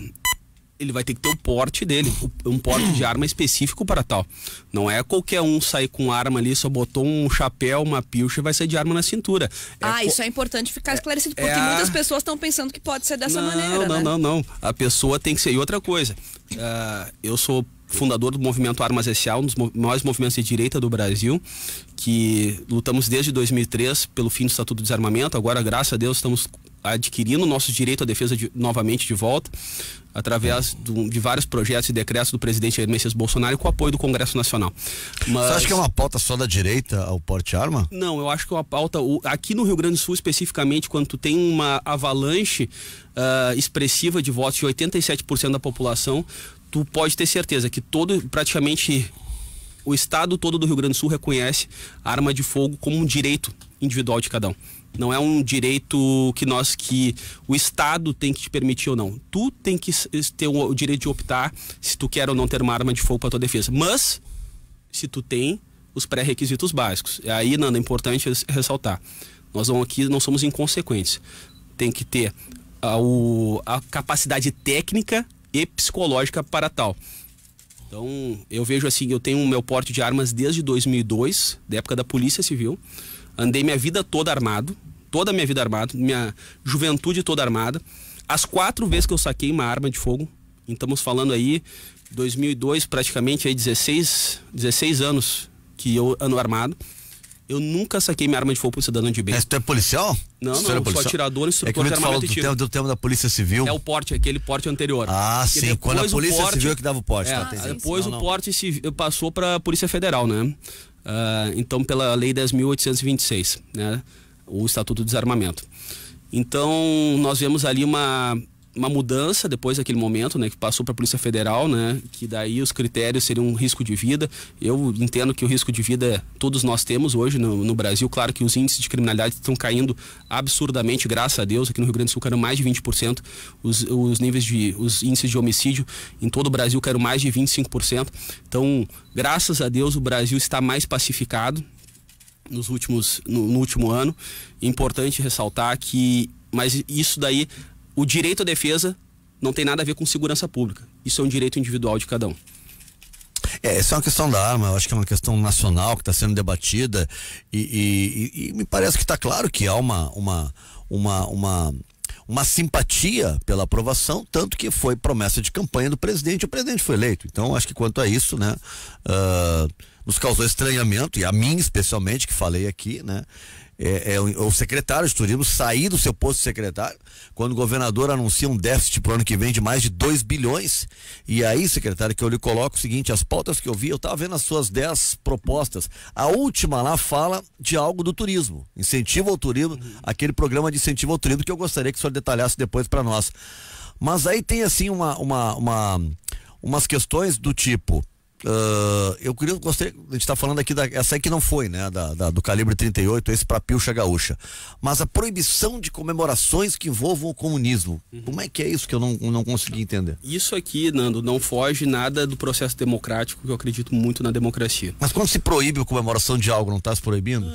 Não é proibição de comemoração ao comunismo, é usar o dinheiro público para essas comemorações. É usar o bem público para isso. E o comunismo eu destaco... Nós temos exemplos disso? Temos aqui na própria aqui Beira-Rio, aqui nós temos ali aquele museu ali, que é o museu, se eu não me engano, que vocês podem me lembrar ali do lado da Federação Gaúcha Federação Gaúcha de Futebol. Ali o museu ali que é o do Prestes, né? Sim, o museu do Luiz Carlos Prestes. Aquilo ali foi uma contrapartida, né? Aquilo era área pública. Uma contrapartida, aquele prédio foi construído através de uma contrapartida. Contrapartida é uma maneira mais fácil de usar o dinheiro público, né? Porque contrapartida é dinheiro público. Então... É uma maneira de... lei de incentivo, né? Se usar na cultura, na música, no teatro, no cinema, em exposições. Várias orquestras sinfônicas são mantidas por isso. Se tirar isso... Isso é uma maravilha. Pro bem coletivo, tudo bem. Agora é o seguinte, Nando, eu sou contra qualquer tipo de dinheiro público para usar para partidos políticos, para qualquer ideologia partidária. Principalmente o comunismo. Porque eu vejo o seguinte, o comunismo foi responsável por mais de 65 milhões de mortes só na China. Mas ali é uma obra do Oscar Niemeyer, no memorial do Luiz Carlos Prestes, que é um memorial, por exemplo, a gente vai na Alemanha e tem memorial sobre o nazismo, os campos de concentração estão ali. Eles não esconderam isso. Ninguém que vai num memorial necessariamente vai lá pra bater palmas pro comunismo. Eu posso ir lá ver o memorial do Luiz Carlos Prestes pra conhecer a vida dele. Nando, eu não sou contra o memorial. Eu sou contra o dinheiro público. Eu sou a favor, se quiserem fazer com dinheiro privado, que o façam. Mas dinheiro público é sagrado. Eu não posso usar o dinheiro público para minhas demandas de apoio ao presidente Jair Messias Bolsonaro, que há 20 anos o presidente Jair Messias Bolsonaro vem a falecer. Eu não posso usar o dinheiro público para fazer uma homenagem para ele. O Estado não tem mais... Nós temos que canalizar todos os investimentos públicos para aquilo que de fato é de bem público. O dinheiro público é sagrado. Então nós estamos botando dinheiro... Aquele museu está fechado. Não sei se tu tem acompanhado, não tem eventos, não tem, se não me engano, não tem nada praticamente. Eu já fui umas 2 vezes ali, mas recentemente não fui. Então, não fui. Eu conheço, é bonito. Ele é um centro cultural, na verdade, não é um museu, né? Ele é um centro cultural, é isso. Então, é memorial que ele é chamado. Exato, né? Memorial Luiz Carlos Prestes. Não é um memorial ao comunismo, não sei, é memorial para Luiz Carlos Prestes, que é uma figura brasileira, né? E a história toda que foi eleito deputado, né? Mas, Nando, nós temos que, como eu te falei, eu sou totalmente contrário à utilização desse dinheiro público para esses fins. Então, nesse projeto de lei, realmente a gente ressalta isso, tá? Homenagens a pessoas que realmente cometeram crimes contra os direitos humanos, utilizando o espaço público, utilizando o dinheiro público. Então, esse é o projeto de lei que está protocolado lá. Um ginásio de esportes, por exemplo, lá em Bagé, tá? Tem um ginásio de esportes que chama Ginásio de Esportes Presidente Médici. Dinheiro público. Tá? Dinheiro público é homenagem a um ex-presidente que tem um cunho ideológico, que não foi eleito, presidente do período da ditadura. Não é também um movimento, não é político isso? Não, homenagem, botar uma placa na parede. Não é o nome do ginásio? Não, sim, botar uma placa na parede, homenageando, mas aí que tá, ele cometeu crimes contra os direitos humanos, comprovadamente. Aí que segunda comissão da verdade, nós sim. Não podemos ser, nós temos que ser objetivo quanto a isso. O Prestes, eu não sei se tem alguma condenação por crime, que eu saiba não. Bom, mas especificamente nesse caso do projeto de lei, eu sou contrário, Nando. Específico é contra o comunismo, tá? Mas eu pessoalmente sou contrário a qualquer tipo de dinheiro público para utilização partidária, ideologia partidária. Não seria melhor fazer o projeto nesse sentido, então, secretário? Mas eu acho que o comunismo a gente tem que destacar como comunismo, até por toda a história que teve o comunismo no mundo todo. Não é populismo isso, secretário? Não é populismo nenhum, pelo contrário. Vai jogar pra torcida? No Brasil, história zero do comunismo, né? O Brasil não tem história de comunismo. Mas a idolatria ao comunismo, eu vejo os eventos do Partido Comunista Brasileiro, lá tá Lenin e Stalin, um lado Lenin e outro lado Stalin. Pô, quem conhece um pouquinho de história, Lenin foi um grande sanguinário, né? E Stalin igualmente, né? Tanto é que tá aí a União Soviética com mais de 20 milhões de mortos. O Partido Comunista do Brasil representa uma parcela quase que insignificante do coeficiente eleitoral. Eu concordo contigo se a gente for falar de simbolismos, né? Por que o comunismo? Porque o comunismo é um simbolismo. É um simbolismo do que a gente não quer pro Brasil. A gente não quer um povo cabresteado. Porque o povo brasileiro, durante muitos anos... Só entendi que a gente não quer mais para o Brasil. A gente não quer mais o Brasil. Mas quando é que o Brasil teve comunismo? Bom, quase teve o comunismo no Brasil, graças a Deus nós tivemos aí o governo militar. Mas também... tivemos, é minha posição, né, Nanda? Cada um tem suas posições. Eu acredito. O governo militar o senhor achou mais próximo do comunismo, foi isso? Não, graças a Deus nós tivemos o governo militar para que não houvesse o comunismo no Brasil. A gente teve uma ditadura para evitar uma ditadura. É tão ditadura quanto o comunismo, o governo militar. Porque o comunismo é uma ditadura. Ditadura militar foi ditadura. Qual é a diferença? Mas quantos milhões de mortos? Ditadura de direita ou de esquerda? Mas comprovadamente, quantos milhões de mortos houve no comunismo? O Brasil zero.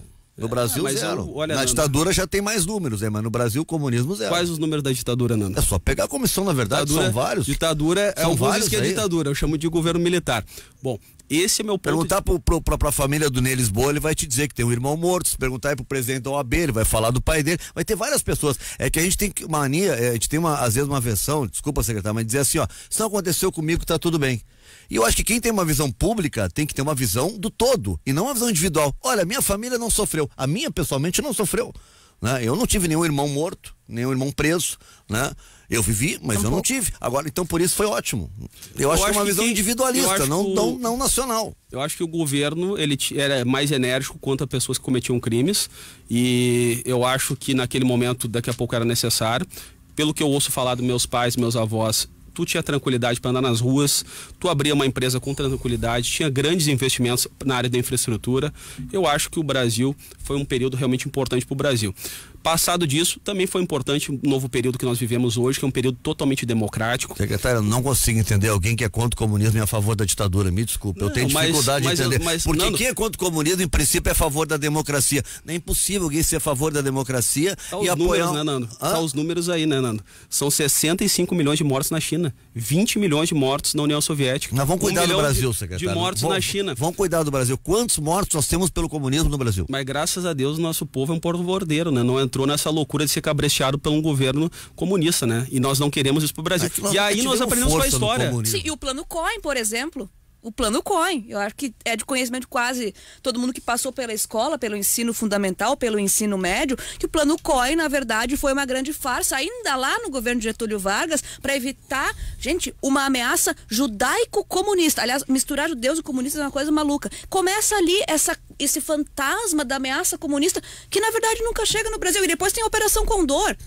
Todos nós conhecemos isso.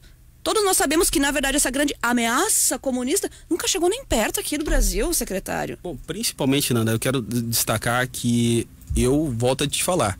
Eu não aceito dinheiro público para o comunismo e não aceito como, a minha opinião, como cidadão. Não estou falando como parlamentar aqui, mas estou falando como cidadão. Eu não aceito dinheiro público para qualquer fim político. Eu acho que nós temos tantos problemas estruturais no Estado, hoje, no Estado brasileiro, nos municípios, na federação, que dinheiro público é sagrado. Não, aí a gente concorda. O comunismo... Nem para comemorar a ditadura militar, eu acho que não tem dinheiro público não é para isso. Nem para botar... Nando, nem para botar placa na parede. Nem para botar placa na parede. Quer botar uma plaquinha, fazer um ginásio para homenagear Pedro, Paulo, de esquerda, de direita, de centro... Faça com o seu dinheiro, pode fazer. Boa. É democrático. Esse é o Brasil que nós sonhamos e queremos. Concordamos aí. O comunismo foi uma promessa de campanha, que eu falei, que sempre falei que eu era contrário, e eu realmente conheço a história e sei todas as atrocidades que o comunismo causou para o mundo, e vejo que o Brasil, ele ainda tem alguns aí viés... É que é inaceitável. O Brasil está indo na China toda hora. Toda hora, nossos governantes estão indo lá toda hora na China. A China pode nos ensinar um monte de coisa, menos democracia, menos liberdade. E nós estamos toda hora na China. Nós estamos falando de economia. A China tem os problemas, eu não preciso compactuar, eu não vou deixar de fazer negócio com uma pessoa que daqui a pouco... Mas o Brasil está deixando. Não acredito. O Brasil não encerrou mais médicos por uma questão ideológica? Porque não concordava. Mas os mais médicos eram um absurdo pro Brasil. Nós tínhamos médicos nossos aqui. Nós temos que valorizar. Nando, eu penso da seguinte forma. Eu não tô nem entrando na questão do médico. Só tô dizendo assim, qual foi a justificativa? Não vamos mandar dinheiro pro governo comunista. Essa foi a justificativa para encerrar mais médicos. tem até o número de quanto o governo de Cuba ganha com os mais médicos. E a justificativa era que os médicos... A justificativa era essa, eu não estou dizendo que tinha que manter ou não, nem quero entrar nessa, mas a justificativa não era, por exemplo, na China a justificativa é que a economia está indo bem, mas para outros países nós estamos sustentando a China com um projeto ligado ao governo federal, ao governo do estado. Nós nem conseguimos sustentar o Brasil. Nós não temos nenhum projeto ligado a eles. Nós consumimos os produtos chineses e nós temos uma questão de balança comercial aqui com a China. A questão um parceirão do Brasil comercial. Outra coisa, quando se fala em China, todos os produtos que nós estamos aqui, estou vendo vários computadores aqui, celulares, a maioria deles são chineses. A China vive um grande momento, eu acho que a China tem uma grande potencial econômico, ela está virando um ciclo também ideológico, a China, pelo que às vezes que eu fui à China, vejo que a China também está virando um ciclo ideológico, isso é importante estabelecer, mas a questão de Cuba, Nando... Mas continua a partir do único... Bom, uma questão seguinte, o povo também tem que fazer sua parte. O povo também tem seu papel importante, né? O Estado, se tu deixar, o Estado ele toma conta, que nem como tomou conta durante quase 16 anos aqui no Brasil. O povo saiu às ruas, o povo fez sua parte. E a Venezuela, eu volto à questão das armas, a Venezuela, o Hugo Chávez desarmou a população. Por quê? Porque para ele era um risco a população armada. Só que o Hugo Chávez desarma a população, sabe o que ele faz? Ele arma 1 milhão de milicianos. Que coincidência. Com fuzis. Sabe por quê? Para trabalharem para ele. Só que a Constituição norte-americana, Nanda, sabe o que ela diz na segunda emenda? Que todo cidadão daquele país tem seu direito às armas. Sabe por qual motivo? Para que se algum dia um governo ditador tome o poder, toda a população será uma milícia armada contra esse governo. A Constituição norte-americana diz isso. Sabe como é que na Venezuela as pessoas se defendem lá, aqueles pobres cidadãos, com um pedaço de pau e com foguetes, esse fogo de artifício? Porque o governo sabe que a população toda está desarmada. A gente, muito na campanha, foi um dos argumentos de que não podemos virar uma nova Venezuela. Agora, recentemente, o presidente Jair Bolsonaro, não necessariamente o presidente, mas foi exonerado do seu cargo o presidente do INPE, né? E segundo o governo, por críticas, mas a gente sabe muito bem que ele foi exonerado porque ele apresentou os dados do desmatamento nos primeiros meses do governo Bolsonaro. Curiosamente, na Venezuela, foi exonerada a responsável pelos dados da saúde, que apresentavam aí, dados horrendos, porque a gente sabe que a situação na Venezuela é calamitosa. O senhor mencionou a questão da milícia. Sim, há uma milícia na Venezuela e todos nós concordamos que o que acontece na Venezuela é sim uma ditadura. Acho que não há nenhum tipo de dúvida quanto a isso. Temos informações, provas cabais de que há uma ligação direta de muitas pessoas ligadas ao presidente nas milícias. Como é que a gente pode criticar a Venezuela se está se repetindo isso no Brasil? Da onde está se repetindo isso? O presidente do INPE descumpre um papel protocolar de criticar o presidente Jair Messias Bolsonaro, um presidente da República. Vamos dizer vamos botar bem os pingos nos is.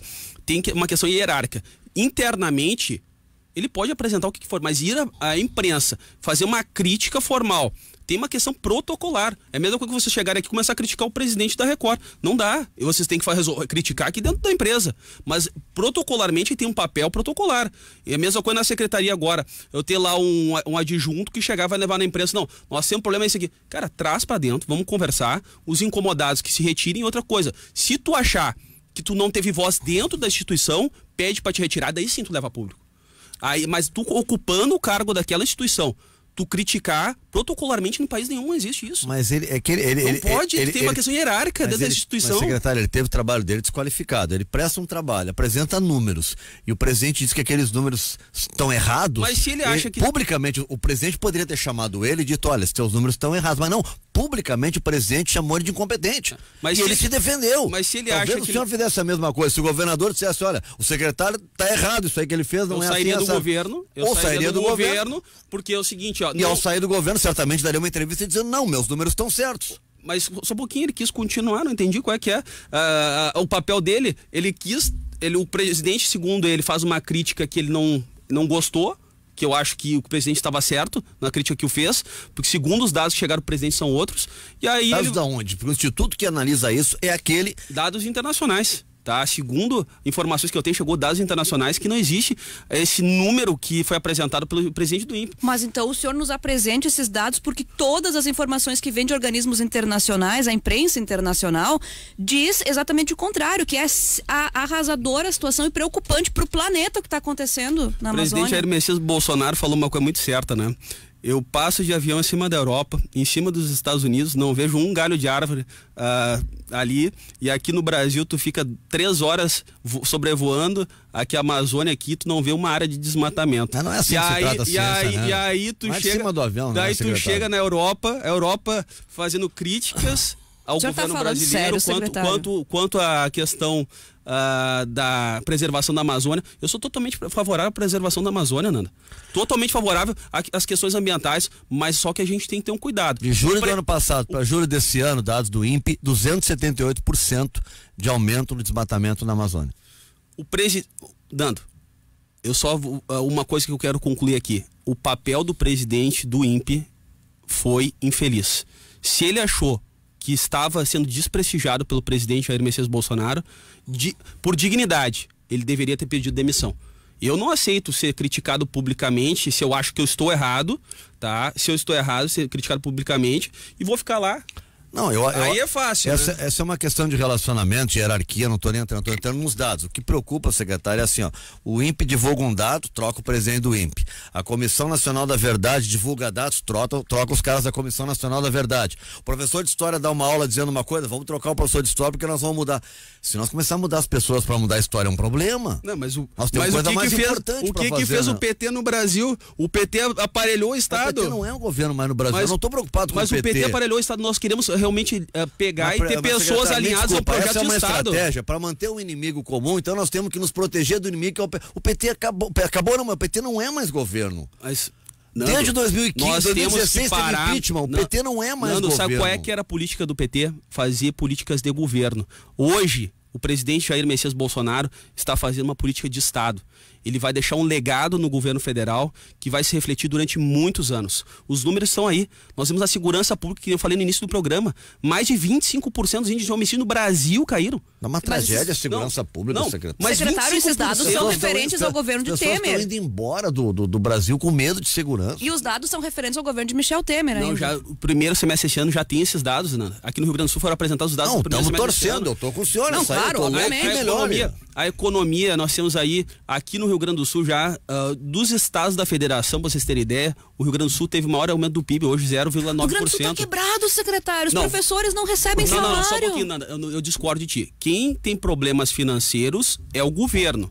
O nosso estado é forte, tá? Eu tenho andado em todo o estado, tá? Eu tenho feito uma coisa que nunca foi feito antes na Secretaria de Desenvolvimento Econômico, que é fazer a municipalização da Secretaria de Desenvolvimento Econômico com os nossos bancos de fomento, com o Badesul, com o BRDE, com a Junta Comercial. O Rio Grande do Sul, essa imagem, Nanda, que tu acabaste de falar, é uma imagem que nós não podemos vender mais para fora.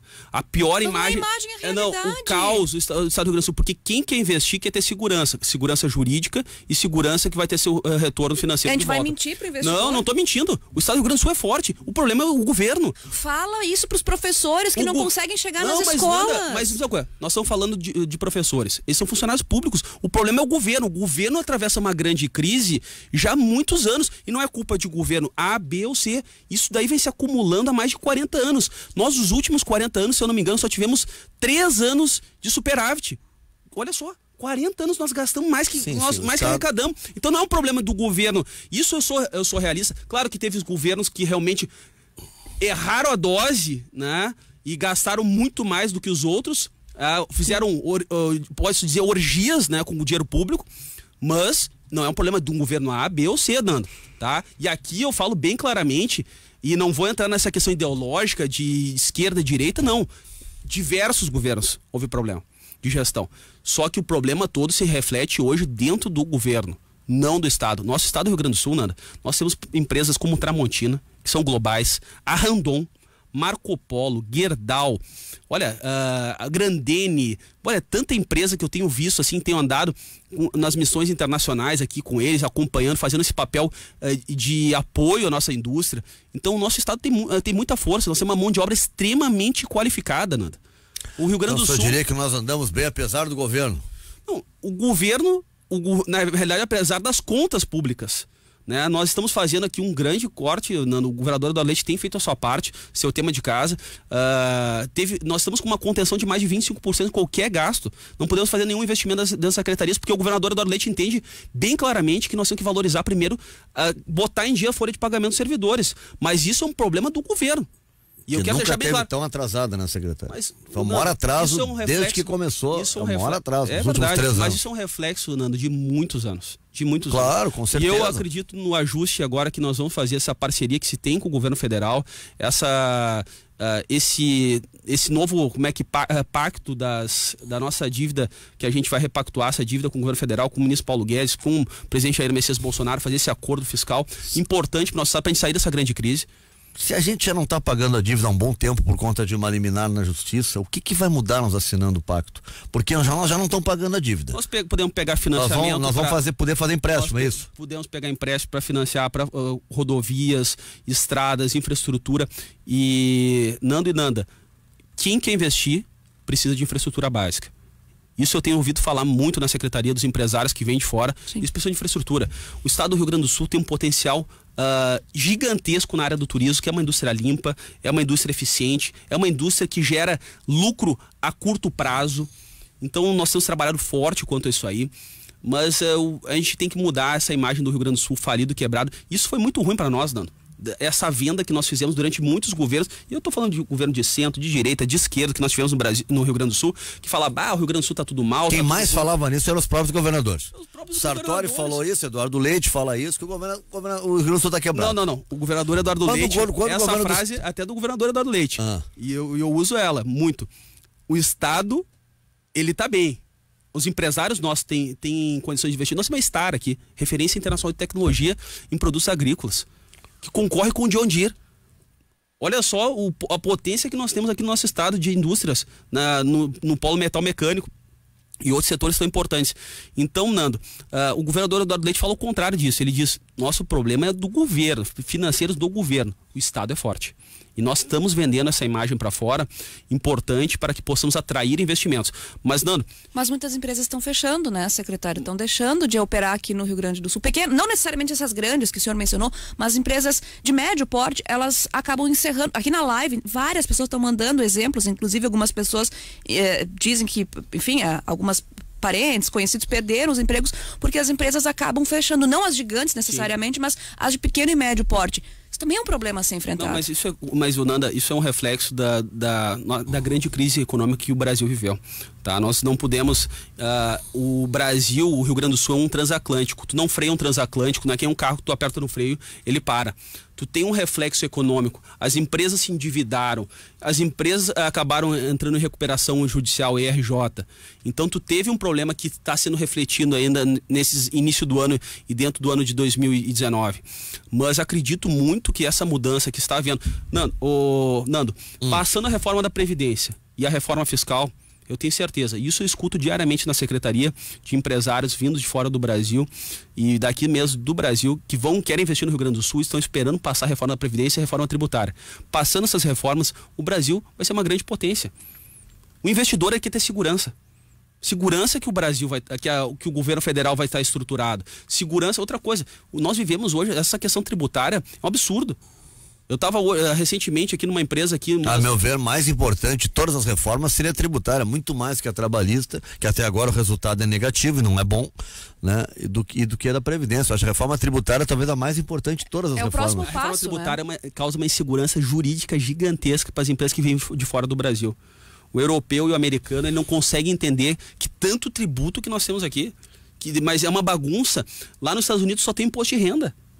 Olha só a diferença que é os Estados Unidos é uma grande potência econômica, a maior potência econômica do mundo. Só tem um imposto de renda.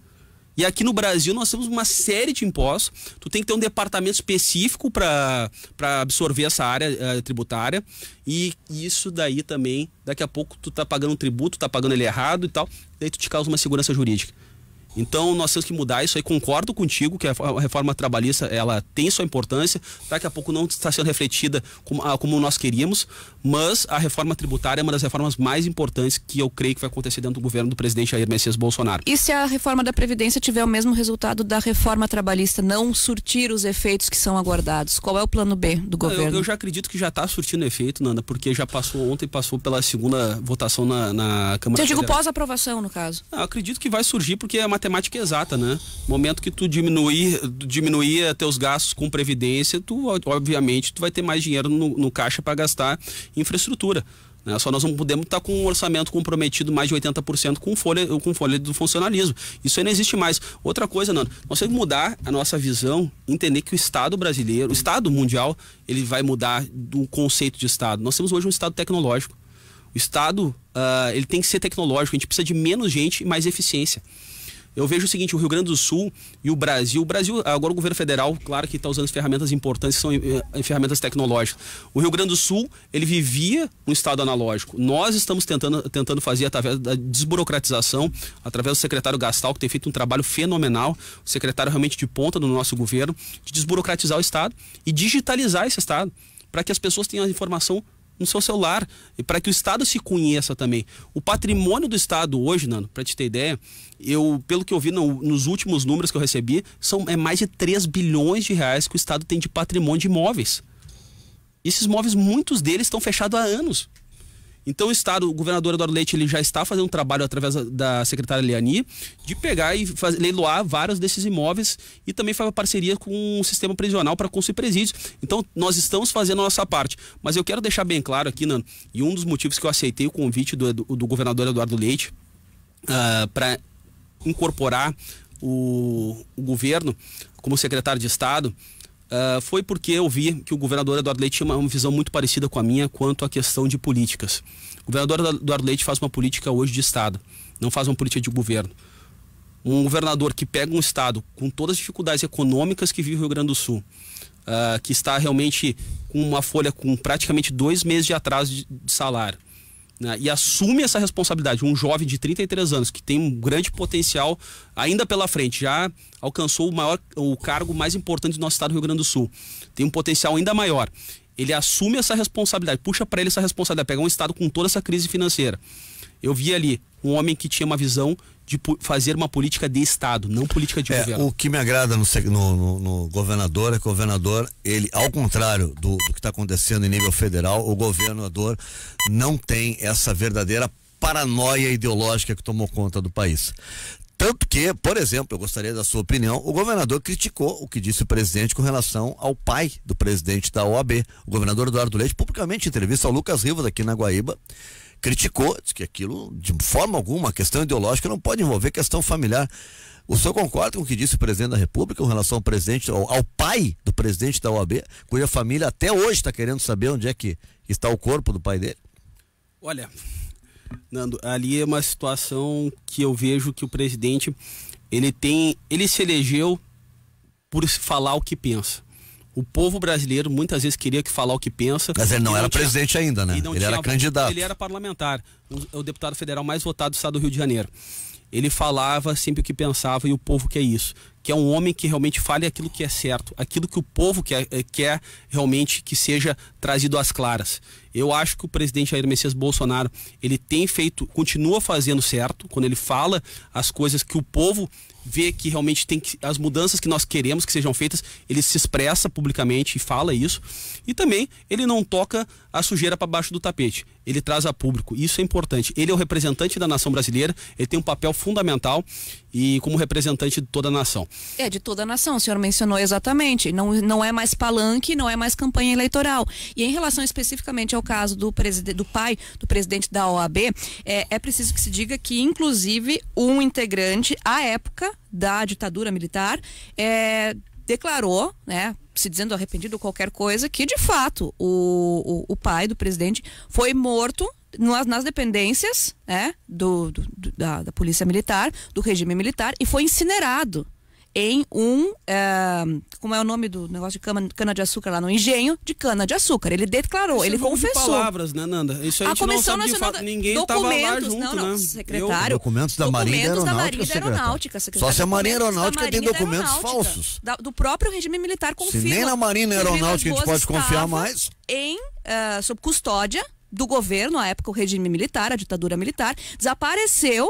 E esse cidadão, que era integrante do regime, confessou que ele foi incinerado no engenho de cana-de-açúcar. Ok, o presidente Bolsonaro pode achar que isso não é verdade? Pode, mas como presidente ele não pode faltar com a verdade, porque esses são os dados oficiais do país, da própria ditadura militar. O presidente, ele tem informações, né? E os documentos? Ele tem informações que são conflitantes com o que é dito. Contra os documentos do regime militar. Não se diz isso, secretário, pro pai do cara. O presidente da OAB não disse nada sobre o assunto. O assunto não veio. Se o presidente da OAB tivesse provocado o presidente, não falou nada. Assim, vamos tirar, assim, esse é o problema todo que não tá vendo aqui. Ontem eu estava com o presidente Lamarck num programa também de televisão, e nós temos que parar de dizer o seguinte: presidente da OAB não, é o Santa Cruz. Nós não temos que. Mas nós não temos que pegar agora aqui e institucionalizar uma questão do presidente Jair Messias Bolsonaro com uma pessoa que ocupa o cargo de presidência da OAB, porque nós não podemos corporativizar. Por que o Jair Bolsonaro é o presidente Bolsonaro e o Santa... Vai virar corporativismo, uma coisa aqui. Nós não queremos Santa botar a OAB, que tem uma instituição realmente que faz uma política de Estado, que cumpre, que tem como norte a Constituição Federal, e a OAB, ela é laica. Nós não podemos pegar aqui e colocar a OAB no centro desse problema, que é com o presidente da instituição e politizar isso aí. Felipe Santa Cruz e Fernando Santa Cruz. Felipe Santa Cruz teve o pai, Fernando Santa Cruz, morto, desaparecido durante o regime militar. Independente disso, e há documentos do governo, do regime militar, da Marinha e da Aeronáutica que afirmam que ele desapareceu quando estava sob custódia do regime militar. E o que ele... Não, mas agora, Nanda, tu está falando de uma situação que ele desapareceu. Mas o que ele fez? Ele era uma pessoa de bem? Com certeza. Era um homem que cumpria a legislação? Era um ele morreu sob custódia do Estado sem um julgamento. É mesmo? Bom, essas informações eu não tenho.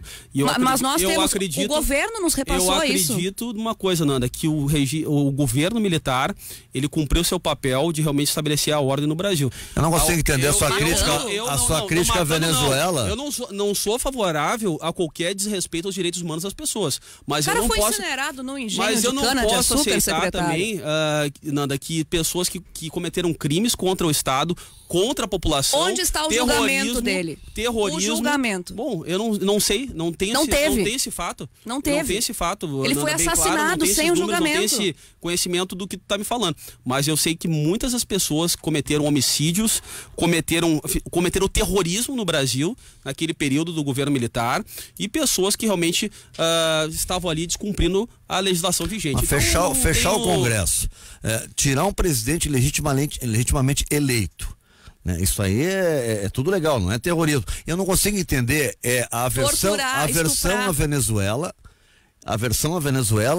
e bater palmas para a ditadura no Brasil. Qual é a diferença do que o Maduro está fazendo com a ditadura que teve no Brasil? Qual é a diferença? A ditadura na Venezuela é clara. Ali o povo ali está debaixo. É igual a do Brasil, até no sentido seguinte, que aqui se dizia que não era ditadura, que era democracia. Nós vivemos um período econômico de pujança no governo militar. Bom, uma coisa é uma coisa, outra coisa é outra coisa. A Venezuela as pessoas não têm nem papel higiênico. Pegamos dinheiro emprestado do mundo todo, e na hora de entregar ficamos devendo para todo mundo. A maior dívida externa do planeta. Nós não temos mais... A Venezuela não tem papel higiênico, não tem comida, não tem água, não tem nada. E aqui o Brasil, nós vivemos um momento de pujança no governo militar. Ou seja, os fins justificam os meios. Vale matar, estuprar para ter uma economia decente? Mulheres foram estupradas, mulheres grávidas abortaram em virtude das torturas. Isso está tudo nos documentos, isso é comprovado, secretário. O senhor vem me dizer que a economia justifica? Quem são os membros da Comissão da Verdade? Essa comissão sabe quem são? Eu não são acredito. Vários, tem do Ministério Público, tem da OAB, tem do governo, foi criado lá nos anos 90, no governo Fernando Henrique Cardoso. Agora com os militares, com a raposa cuidando do galinheiro, que as coisas vão se resolver, secretário.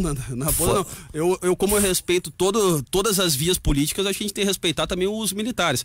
Os militares têm seu papel, eu acredito que os militares têm feito... Eu tenho o maior respeito pelos militares, não vamos confundir as coisas. Da mesma forma, mas não a comissão que investiga os crimes que eles cometeram. Não, mas como assim... Nanda, ninguém aqui tá falando que não houve. Claro que problemas existem em qualquer governo. Problemas não, crimes. Crimes? Não sei. Tu que tá falando que teve crimes, eu não discordo. Não, os documentos oficiais do Estado comprovam isso, quem elaborou esses documentos, Nanda? Eu não tenho... Na época, a Marinha, a Aeronáutica e o Exército. Mas olha, que foram criados em qual governo essa Comissão da Verdade? Não, eu não tô falando da Comissão da Verdade, tô falando dos documentos que embasaram a Comissão da Verdade. A gente vai duvidar dos números que o senhor coloca sobre as mortes do comunismo também. Porque eu vou lhe perguntar, o senhor estava lá, o senhor viram os mortos? Não, são documentos. Mas eu não acredito nos documentos. Bom, então se alguém quiser dizer, olha, não morreu ninguém durante o comunismo, Se os documentos não valem... Eu acredito na história, Nando. Obrigado, eu também. Inclusive na história do Brasil. A história diz uma coisa, que o Brasil, tu andava com segurança nas ruas. A história não diz isso, secretário. Tu tinha, bom, meus pais, meus avós... Não, mas essa não é a história, né, secretário? A história é o que tá nos livros, né? Segurança nas ruas, nós vivemos um momento de pujança da economia, nós vivemos um momento que o Brasil investiu muito em infraestrutura e nós temos aí... De fato, e a nossa dívida externa virou aquilo que foi. Bom, pagamos, Nanda, isso aí... Quando é que foi... Quando que se terminou de pagar a dívida externa?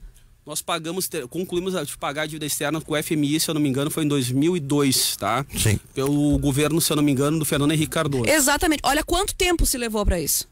Bom, nada, isso aí, financiamento, pega financiamento no banco, hoje nós temos ali financiamentos com 20 anos para pagar, o problema é que isso aí faz parte, tu tem que investir em infraestrutura, se não tiver uma infraestrutura básica para te receber investimentos, fica muito difícil, né? Secretário, eu lhe agradeço muito a disposição de estar aqui, eu acho que a gente comunga de muitas coisas, muitas ideias, no sentido de ver o Brasil ir para frente, né? Agora, cada um tem lá as suas... Né? Eu realmente tenho dificuldade quando eu vejo esse excesso de preocupação com se o fulano é de direita ou de esquerda, comemoração com o comunismo, eu tenho dificuldade com isso. Eu gostaria de ver muito mais a gente estar falando aqui sobre o projeto, né, que institui o programa de incentivo ao turismo, do que nós ficar debatendo o comunismo. Mas só que no Brasil se debate isso hoje. Infelizmente, é o assunto que está sendo debatido no país hoje. Se tu me der um minutinho, Nando, é importante até o que tu está falando.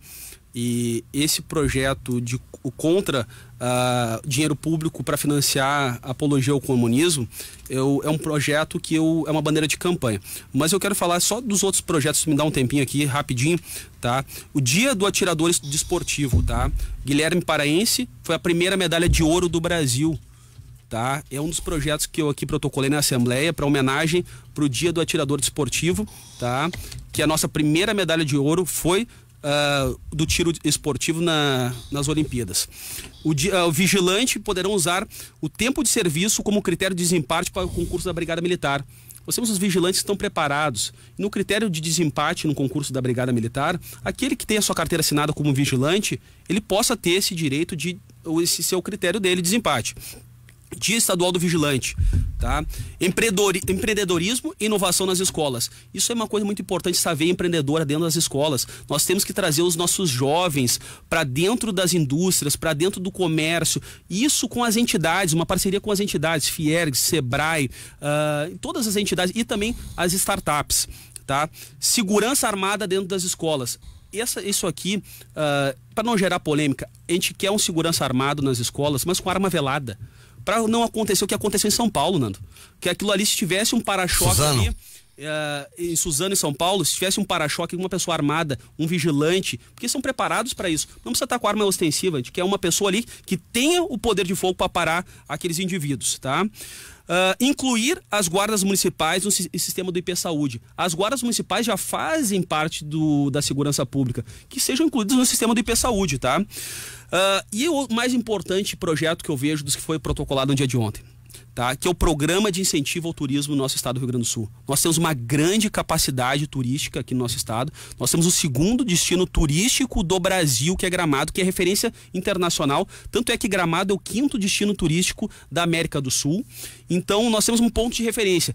Posso citar diversos destinos nossos, que é Bento, Canela, a região das Missões e também, Nando, importante salientar aqui, ali, aquela região ali dos cânions que nós temos ali em São José dos Ausentes. Que lugar lindo, que eu fui recentemente lá.